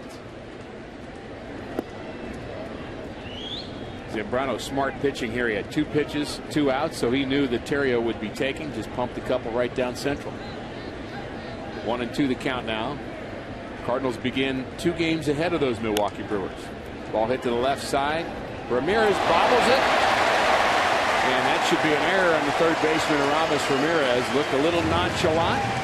Terrio reaches base. Fourth error, the 46th overall, and just hands a little quicker than the mind. Is he not really hit hard? Comes in here and kind of got us into a fielding position before he looked the ball into the glove. Almost trying to be too quick there with his hands. Exactly. Although his body, what you wouldn't necessarily say was very quick, but timing off a little bit for Ramirez. That gives the Cardinals new life here in the 7th. Matt Carpenter is 0 for 2 with a walk. Terrio, the runner at first. 4 stolen bases on the season. One thing for Cardinal fans to watch is at the end of an inning when Matt Carpenter is playing third base, how he'll sprint into the dugout and be the first one to the third base dugout. I'd rather see him sprint around the bases. Exactly. But I do like the other aspect. No doubt about it. I'd love to see that. All right, it stands out. How about a triple right here, Al? At right center field gap. I'm saying home run, but I would take a triple. Terrio, nice lead. A little late on that swing is Carpenter, 1 and 2. Cardinals, I mentioned, 2 games ahead of Milwaukee. They are 10 games ahead of the Chicago Cubs. The Cardinals, the Cleveland Indians, and the Philadelphia Phillies, the only 3 teams in baseball who are plus 10. They're all 3 at plus 10. Best teams in baseball right now record-wise. Cardinals hoping to go plus 11 with a win here this afternoon. I don't know, it's 4 or 5 times the Cardinals have been plus 10, but they haven't gotten to 11 ever. So let's hope this is their high watermark with a victory today. Surprising Pirates, just 1 game under 500. They played well under Clint Hurd. 2-2-2. Ground ball to the left side. Ramirez is going to get another shot. This time he's successful. Cardinals are retired here in the 7th. Couple innings to go, or maybe more. Cubs 2, Cardinals 1.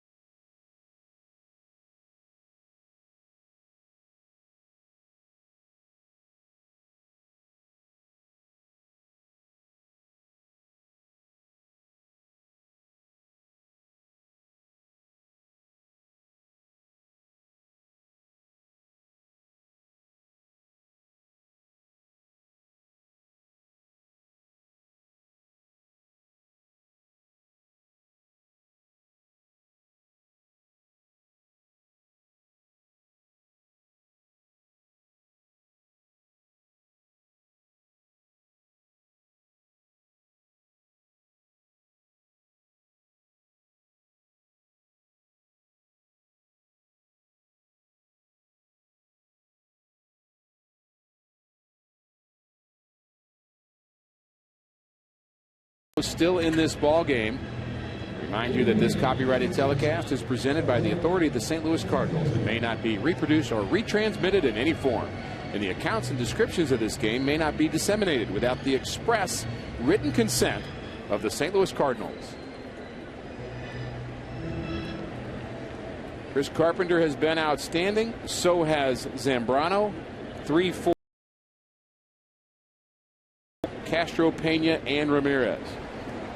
Carlos Zambrano looking to win his 6th game of the season. Chris Carpenter hoping for his 2nd win.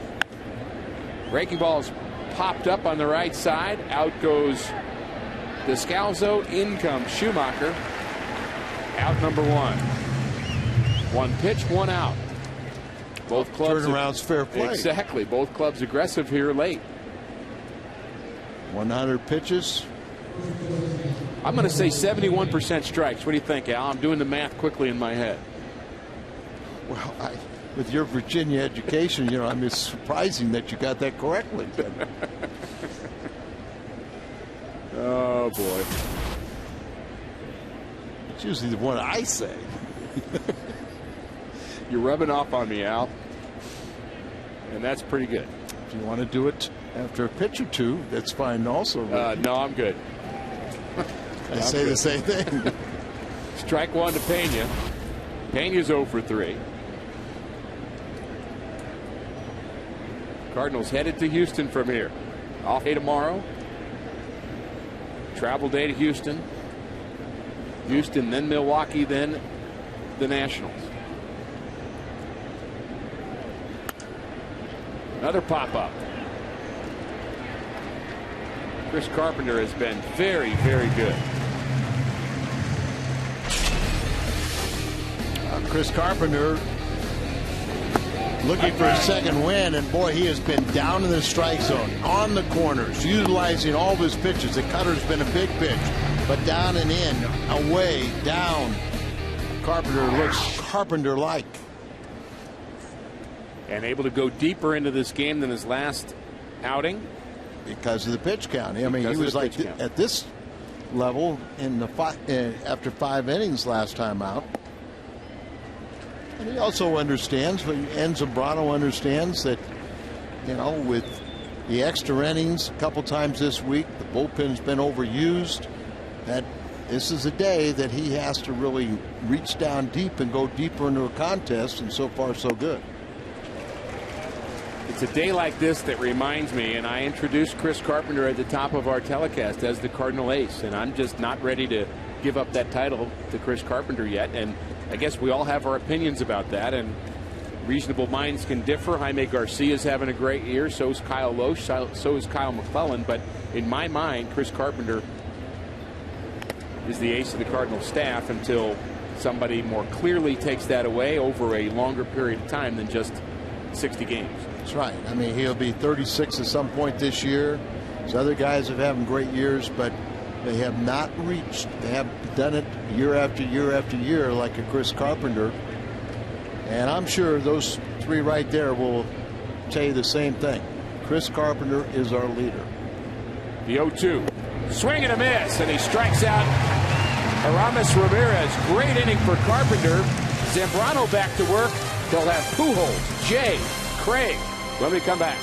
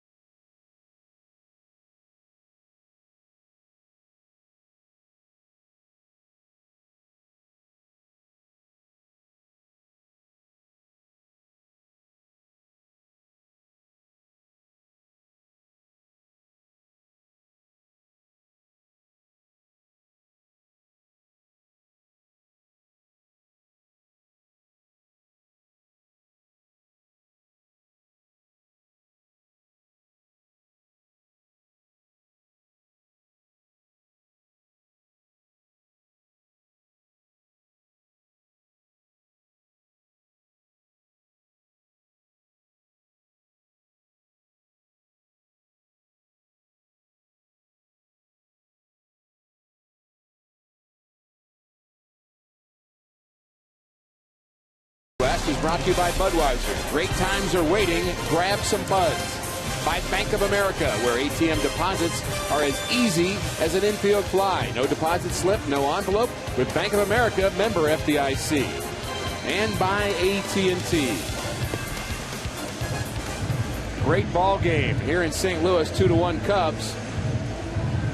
Fans have been treated to an outstanding pitching matchup between Carlos Zambrano and Chris Carpenter. Albert Pujols will lead it off against Sean Marshall, who takes over for Zambrano.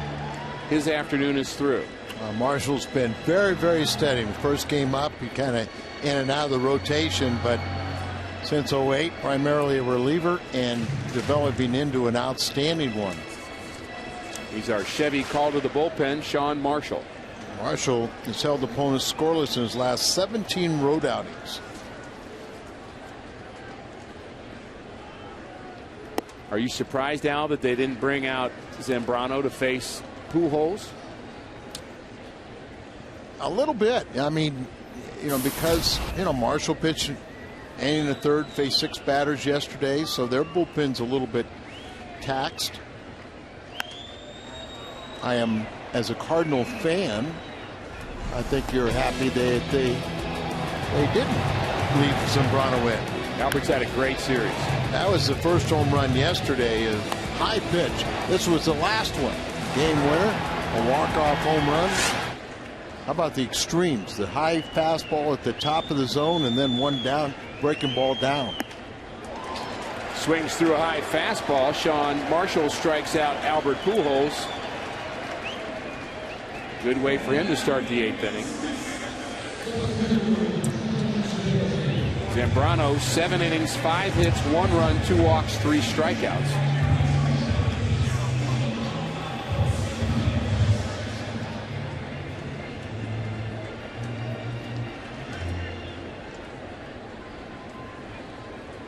John Jay hangs in pretty well against the left-hander. A little interesting as Albert, when he came up, catcher called for all inside pitches and Marshall shook him off and wanted to throw away. Now Corey Hill goes away and he wanted to throw it in. This time they get on the same page. There's this little breaking ball away. And of course the page that matters is what Sean Marshall's page is. That is it. And catcher's a guide, a reference point. But that W or that L goes behind the pitcher's name, so you better throw what you want. It's a suggestion when he puts down a number. That's it. It's not a command.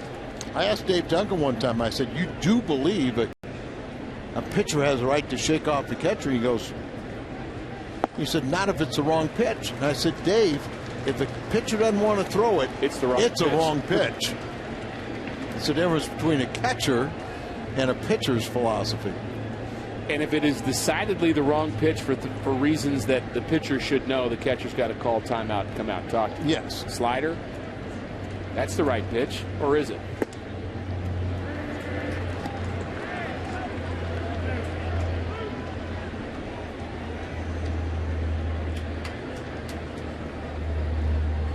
Marshall, a lot of confidence. Slider. 3-2. Good at bat.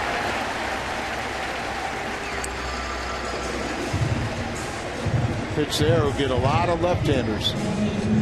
A-ball level, you're always going to get a fastball 3-2. Big leagues, you're going to get that slider, but he missed. Yeah. And a lot of times guys will swing through it, over the top of it. It sometimes is almost too simplistic that way. Where you see a lot of times the guy's pitching behind, you go, okay, I'm going to get a breaking ball. Early in this series, a late home run by Alan Craig. Pinch hit home run, the first pinch hit home run for Alan Craig.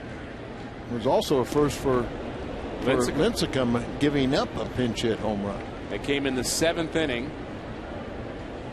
of game 2 of the series. At the time, it put the Cardinals ahead, and he came back and won it in 11. Nice day for Alan Craig, 1 for 3. Actually, game 3 of that series, the Cardinals only managing 1 win against the Giants. The Giants, a team that was down a bit, weren't hitting very well. Cubs came into town. They were down. They got swept at home by the Astros. They weren't hitting. Cardinals have done well. They've taken care of business against the Cubs. I mentioned that on the road going back to last season, he's been scoreless, and it's up to 14 appearances on the road now. There's that backdoor breaking ball. Zambrano was getting it on the other side of the plate. Now Marshall gets it to the right-hander. Just that back door. Back door's open. Yep. Hitter sees it high, gives up on it, and then it breaks and falls to the corner. Wasn't caught very well by Coy Hill.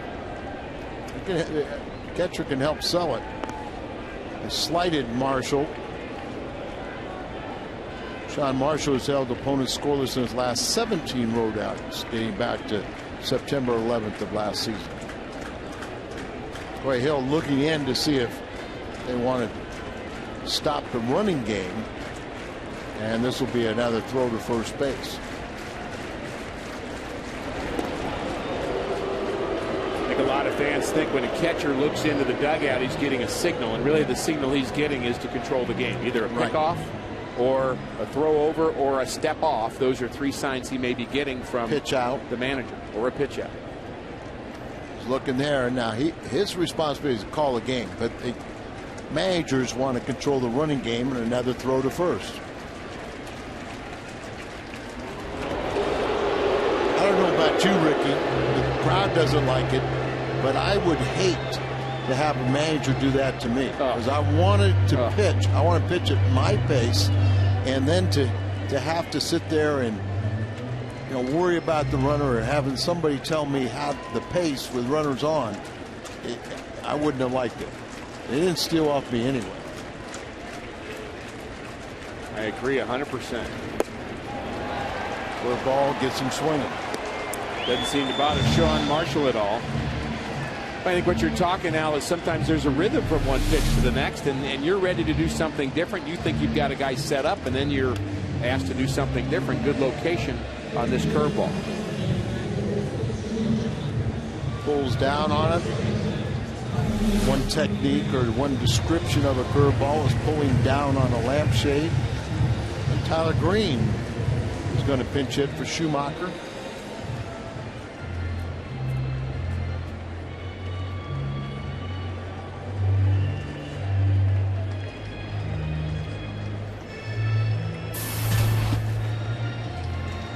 .217 on the season for Tyler Green.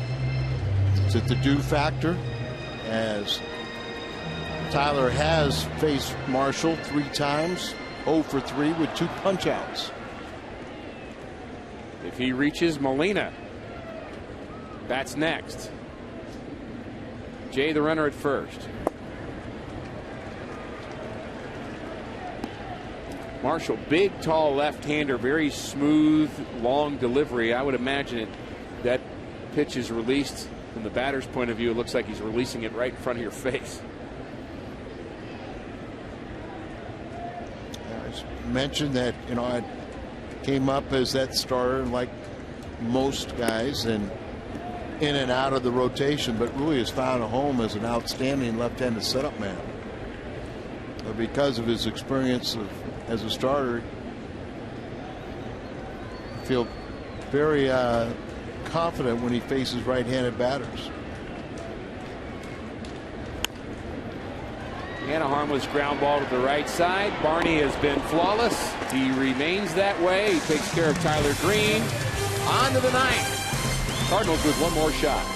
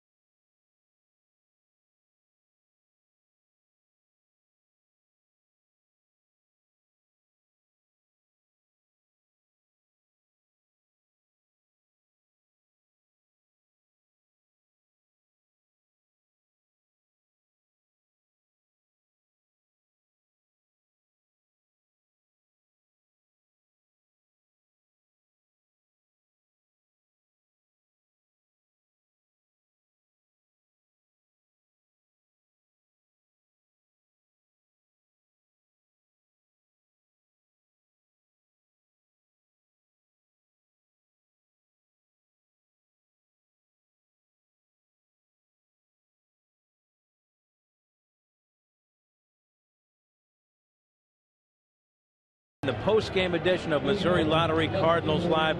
John Kelly, along with, who else is going to be there? Ricky Horton and Cal Eldred, all on hand at the Stadium Sports Bar and Grill at Lumiere Place. Chris Carpenter, a big game. It was part of a pitcher's duel. We'll also have what we learned this week, courtesy of Rick Horton. And Chris Carpenter stays on to pitch the ninth as we go back to the booth. And Rick and Al, guys. Jim, very excited that I'm going to be on the post game, aren't you? I could tell. I am. I'll be watching. Well, hopefully there's good news from the Cardinals' point of view. Chris Carpenter's been outstanding, and he starts out the ninth inning in good fashion. Strike one to Blake DeWitt. He has just been in command and in control of this entire game. Well, he's hopeful that Cardinals can come from behind, as he already has one complete game this season, and unfortunately that was an 8-inning loss in San Diego. Here he's trailing. He has to go 9 innings, but his teammates have to give him some run support, at least get him off the hook. But obviously he deserves a better fate than an L.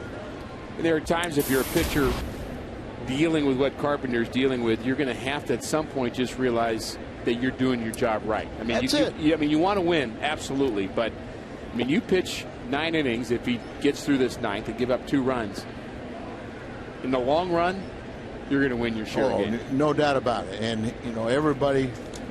That's another thing that young pitchers have to learn: is you can only control what you can control.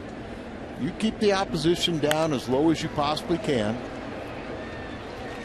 and if you give up 2 runs and your teammates only give 1, you know, sure, you're disappointed. You didn't get a win. You didn't get a win for the team, but you did your job.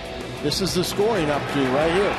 2 men on. Ramirez plugs the gap out there in right center. 2 runners score, and that's all the scoring against Carpenter.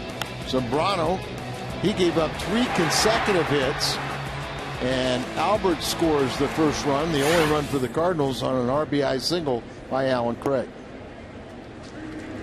Strike one to Coy Hill, a strikeout victim twice. Carpenter has 6 strikeouts here this afternoon, only 3 runs of support in his last 4 outings.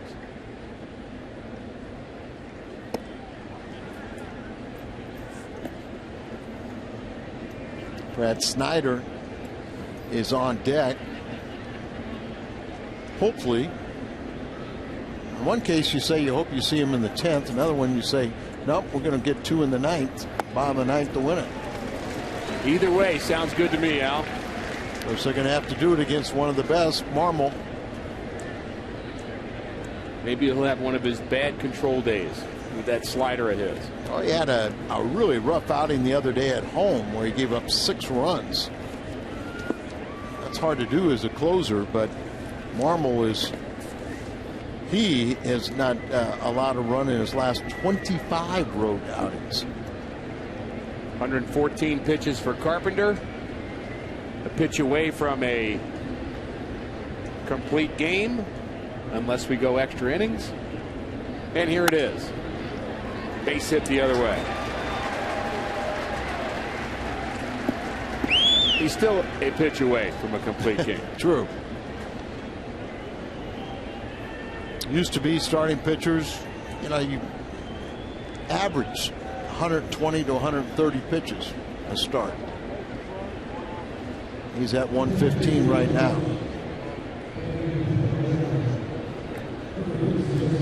Brad Snyder will indeed pinch hit. The other day we talked about a 42-year-old Warren Spahn against a 25-year-old Juan Marichal. They both threw complete games, just happened to be 16 innings. I'm not even sure I could watch a game for 16 innings, much less throw 16 innings. I could watch it. Yeah, I guess I could. Because it'd be a great pitching duel, and just, you know, every pitch, the balances could be determined. And we talk about Bob Gibson, 251 career wins, 255 complete games. And that didn't count the times he went 9, 10, 11 innings and got a no decision.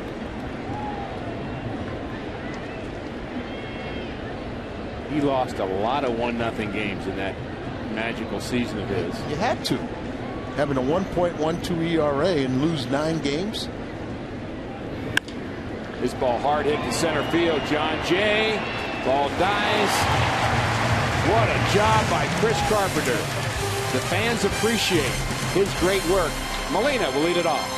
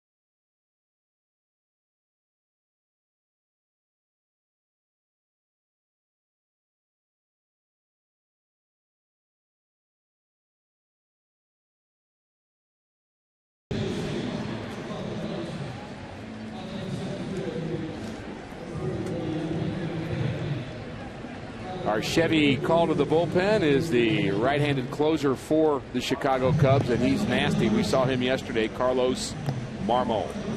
He was outstanding. Came in, inherited the bases loaded, and stranded 3 runners as he won a season high inning inning 2/3 shutout. Campana, he's out there in center field, and Colvin moves from center to left, and Blake DeWitt out. Campana can play some center field. Great speed out there. Cardinals hoping to make him run a little bit. Yadier Molina is 0 for 3. I'd like to see the Cardinals give Ryan Theriot one more shot at that hitting streak. You know what you'd like to see is him extend the hitting streak, but also get the monkey off back in his first Cardinal home run. How about that? Well, it won't be easy against Carlos Marmol, one of the best sliders in this game. Well, Marmol was at a franchise record 25 1/3 scoreless relief appearances on the road. But he did. You know, on May 31st, he blew a save and got a loss. A third of an inning, 5 hits, 6 runs, 6 earned runs, a walk. Yeah, he's 4 for 7 against Marmol. That's something not a lot of people can say. The interesting thing, Al, about Marmol is a lot of people think he throws a changeup, but he doesn't. He throws a slider, and sometimes he throws a good one, sometimes he throws a bad one, sometimes he's on top. He throws it from so many different arm angles that a lot of them back up and look like changeups. So it looks and appears to be more pitches. There's a slider that you're more accustomed to.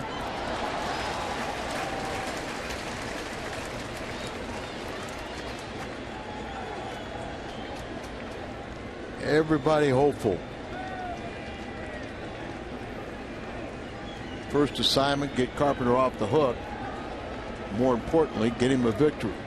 He surely earned it. 1-2. Base hit, Molina. How about that start to the bottom of the ninth?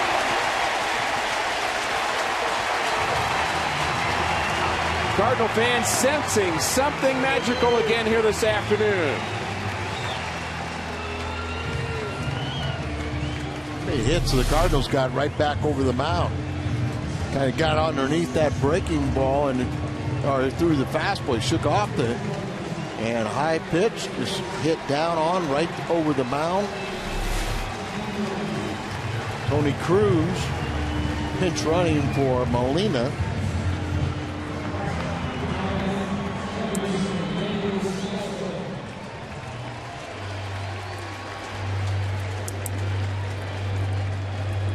Well, you could pinch run Rasmus, a faster runner, but he is on deck. Yeah, you'd rather see him hit.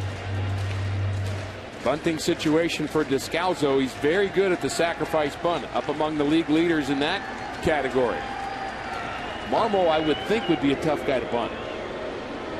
Kind of the way he drops down and does thing. At least a left-handed batter will see, the release point a little better than a right-hander. But he's got that wild motion. He really does hide the ball well. I found that pitchers that have control issues often have a hard time throwing strike when a batter is squared around to bunt. Seems like there's something about that throws them off, and you often see a walk in this situation. I know exactly what you're saying, but I was always taught and always believed it, and I was difficult to bunt off because I threw a lot of high pitches. Right. Elevate the ball, try and get the pop up. I didn't really want to give in to the hitter unless I was way behind in the count. Bunt is foul. Descalso frustrated with himself. And that high, hard fastball, very tough to bunt. It's hard to stay on top of it to bunt it down. You have a tendency to get it, pop it in the air.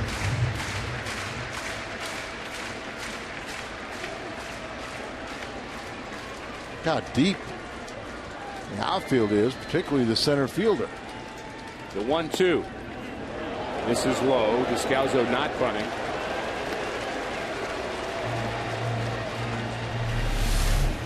Appeared to be a ball. What does Fox Track say? Well, could have gone either way.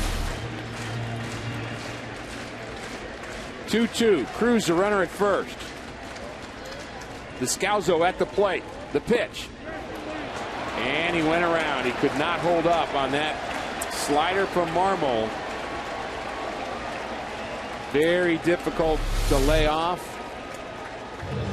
When you see that replay, and almost always appears that he goes too far, and this time he really did.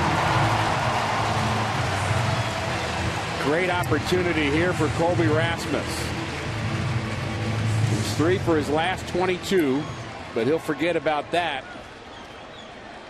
if he can lay into one Marmol slider and hit one up in the bleachers.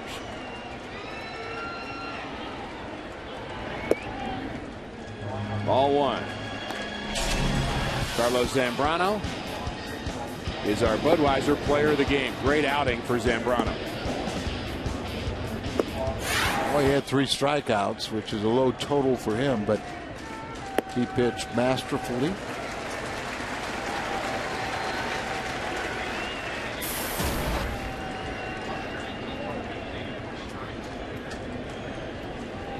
That note, just need to make it 3. And we'll change our Budweiser player of the game if he makes it 3. We can do that. We'll give them both 1. Might not get a chance to swing the bat. Carlos Pena comes over to talk to Marmol as he has missed badly with 3 pitches to Colby Rasmus. You let him swing here, 3-0. In my mind, you always have the green light. But today's players, years ago, they would always take a pitch. But today, the philosophy is that if you get a good pitch, maybe the best one you see, so be ready for it. Just be disciplined. 3-0 slider. Yeah, so I mean, you're going to go up there. You're not going to look for a slider. You're going to look for a fastball. Even get real selective and look for it right here. If it's not there, take it, even if it's a strike. But you definitely aren't going to look for that slide. The 3-1 to Rasmus. Swung on and pulled down the line. Foul. Oh, my. Rasmus almost tied this game. Fukudome is a good outfielder, good throwing arm, accurate. So it would have been a nice play. But you watch the bench here, the reaction. I was all disappointed that that ball yanked foul. Good ball game when you come down in the last few pitches. Swing and a miss. He strikes out Rasmus. Another big pitch by Marmol. He was 3-0 on Rasmus, and he comes all the way back. Just wondered, do they really pick up that slider? And you'd have to say no. All the arms and legs and everything, the hitting streak on the line. Cubs are only 7-18 against the Central Division. An opportunity to win their first game of this series with one more out. And it's popped up behind home plate and into the second row. How about how many times the Cardinals have won the first 2 games of a 3-game series and be in line for a sweep and just can't get the job done? How many times they try to push to 11 games over 500 and fall back? Cubs 1 out away from a victory. And Marmol almost threw that ball away. Tony Cruz, the runner at first. 1 strike on Ryan Theriot. 0 for 4, 18-game hitting streak on the line. Outfielders extraordinarily deep. He would have to pull one into a corner to be able to score Cruz. The 0-1 is fouled back. 0-2. Cardinals down to their last strike. Well, the Cubs know Theriot a lot better than we do. But you understand that no doubles defense. You don't want anything to get over your head that stays in the ballpark. But this is a singles hitter. And they're playing so deep. Creates a lot more singles, a lot more hitting lanes for Theriot. Great opportunity for a bloop hit here. Absolutely. Now, deep as the outfielder, it'd be almost impossible for Tony Cruz not to go from first to third.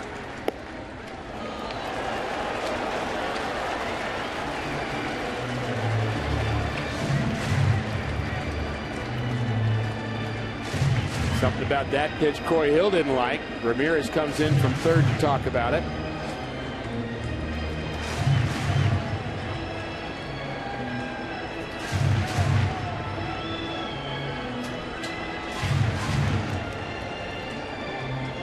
Marmol, a converted catcher. I think is finally where he belongs. Oh, yeah. I know Jason Mott, Randy Wells, who started yesterday. You know, a lot of guys been converted from catcher the last few years.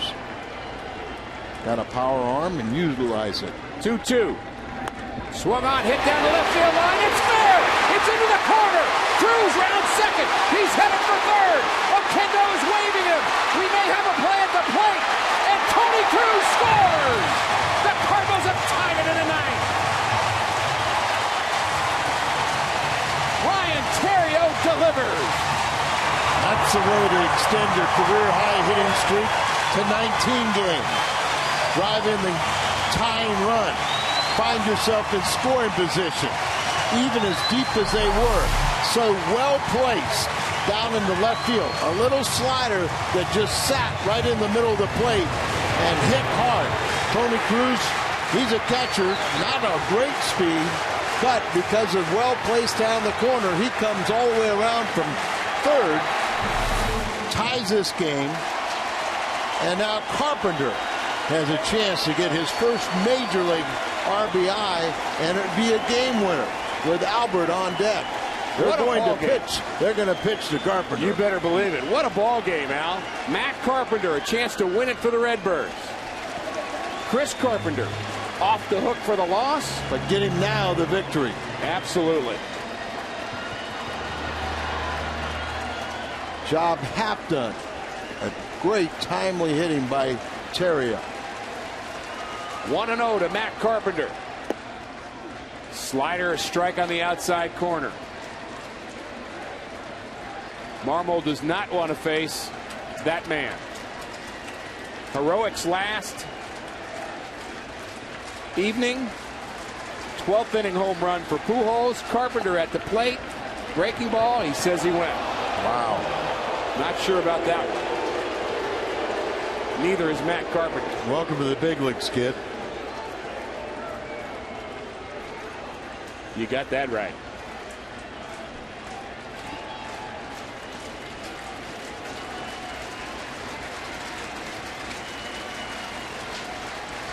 Center fielder still awfully deep.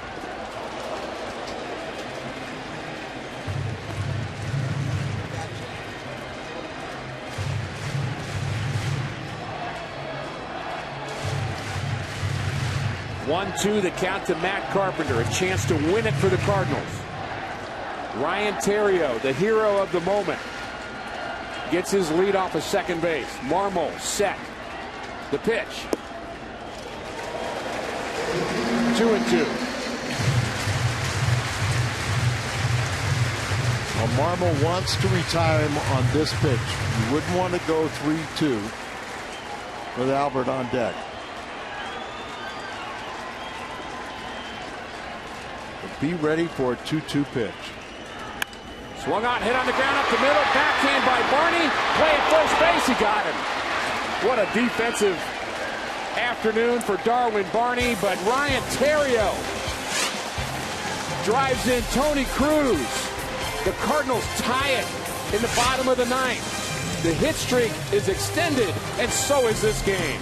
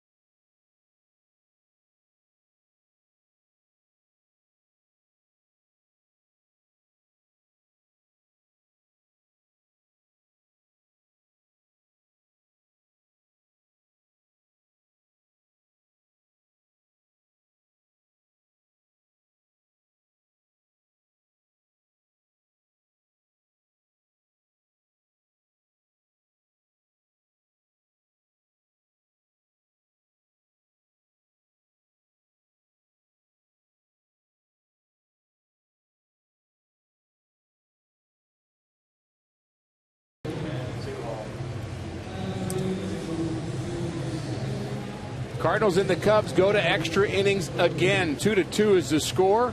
Both teams with 7 hits. Extra innings are presented by Jack Link's Beef Jerky all season long. Jack Link's Beef Jerky, feed your wild side. Cardinals are 4-4 in extra inning games this season now. The Cubs 2-1, but the Cardinals with the experience of yesterday in their favor. That's right. Bring in Salas, who is 91% success ratio in save conversions, 10 of 11. Carpenter is off the hook with his great pitching performance. Now, let's get the team win. That's another thing. Carpenter, in his first 12 starts, his team has only won 3 times. Not always his fault, though. He's pitched well and should have many more individual wins. He lost his complete game, but I don't think he cares too much about that right now. Nope. I totally agree. wholesale defensive changes for the Cardinals, as Fukudome leads it off for the Cubs here in the 10th against the Cardinal closer Fernando Salas. Ground ball to the right side. Albert goes off and handles it and throws to Salas. He's straight off of first base, but it worked. Talked about Albert ranging farther to his right than any first baseman we've ever seen, and pitchers know they have to get over there. Watch where Tyler Green is. Ball taken right out of his glove, and a much more difficult play for Albert, but who's going to tell Albert he's trying to do too much? I'm not. Tony Cruz is taken over behind the plate for Molina. Green, we've already determined, is playing second base. Fastball just misses inside. Descalzo has moved over to third base. Colby Rasmus has stayed in the game in center, and John Jay in right.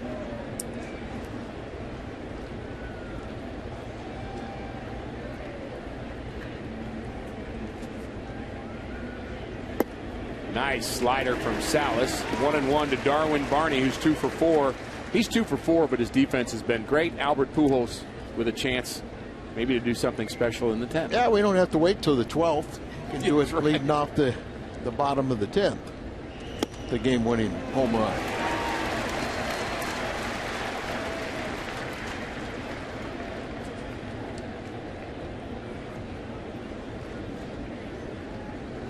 So Salas will bat second in the Cardinal order. Matt Carpenter is out of the game. And a strike on the inside corner. Down goes Barney.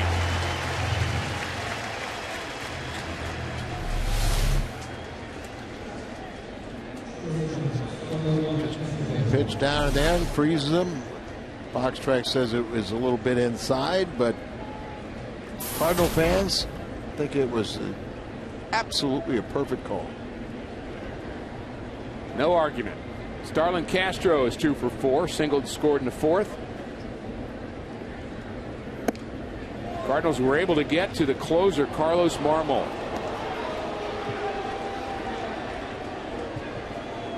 Sometimes you wonder how he gives up any runs, Al. He's got nasty stuff, and that was his first road run he's allowed in 26 innings, dating back to last year. Zambrano started. Scoreless inning for Sean Marshall. Marmol came in the 9th inning to close it out. The Cardinals were able to score a run. Ryan Theriot, the hero of that moment. But more work to be done. Line drive to right. John Jay, Johnny on the spot. Bottom of the 10th. Could Albert do it again?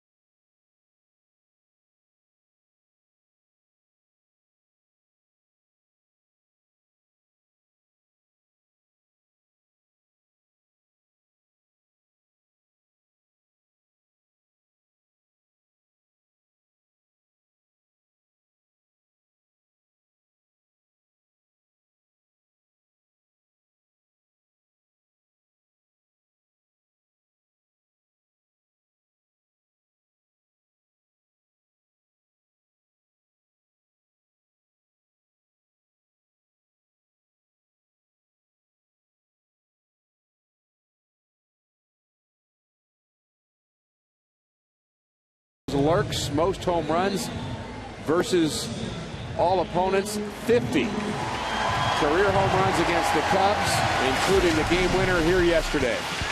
Well, it's in the 12th inning. There was a 2-0 pitch. They were supposed to pitch around him. Threw a breaking ball that was down, but he sent it over the boards for his 12th extra inning home run, another game winner, and Cardinal fans are looking for much the same. Lopez, who is appearing for the third time, started one game. He came over to the Cubs in a minor league deal from the Atlanta Braves organization. Long-time major leaguer, but started at AAA, was 6-1 with Braves Gwinnett. And he will face Albert Pujols, who is 0 for 12 against Lopez. That's surprising, isn't it? Very surprising. But never count out number 5. There's a do factor there. Cardinal fans on their feet here. Bottom of the 10th. Pujols against Lopez. And the first pitch. Strike one on the outside corner. Isn't it strange, Ricky, that there were times earlier this season where you were looking to pass the torch to someone else in this situation? But now the Cardinal faithful, they have their full confidence back in Albert as they're on their feet, looking to have Albert end it once again. The one strike pitch. And there was a time where this offense was being carried by Lance Berkman. And then a time by Matt Holliday. Then a time by both of them. Yeah. But Albert is still the king. The 1-1.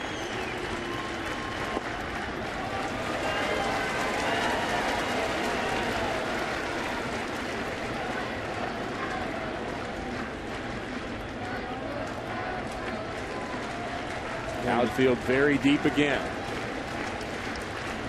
This ball hit deep to left. It's got a chance. To the track. To the wall. Albert does it again. Albert Pujols has beaten the Cubs back-to-back days. And this crowd is going crazy here at Busch Stadium. His teammates greet him at home plate.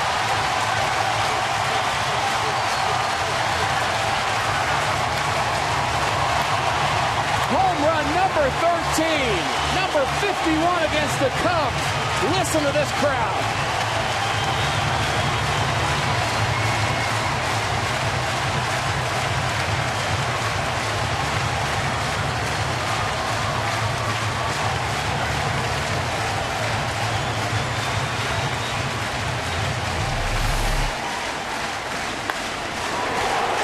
How do you throw a pitch in the strike zone? Albert knew it immediately. Another walk-off home run. The crowd seemed to be anticipating it, and they got their wish. Another spectacular moment. The crowd reaction. Well, many of them on their feet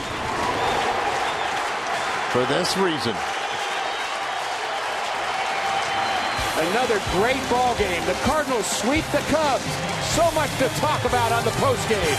It's coming up next.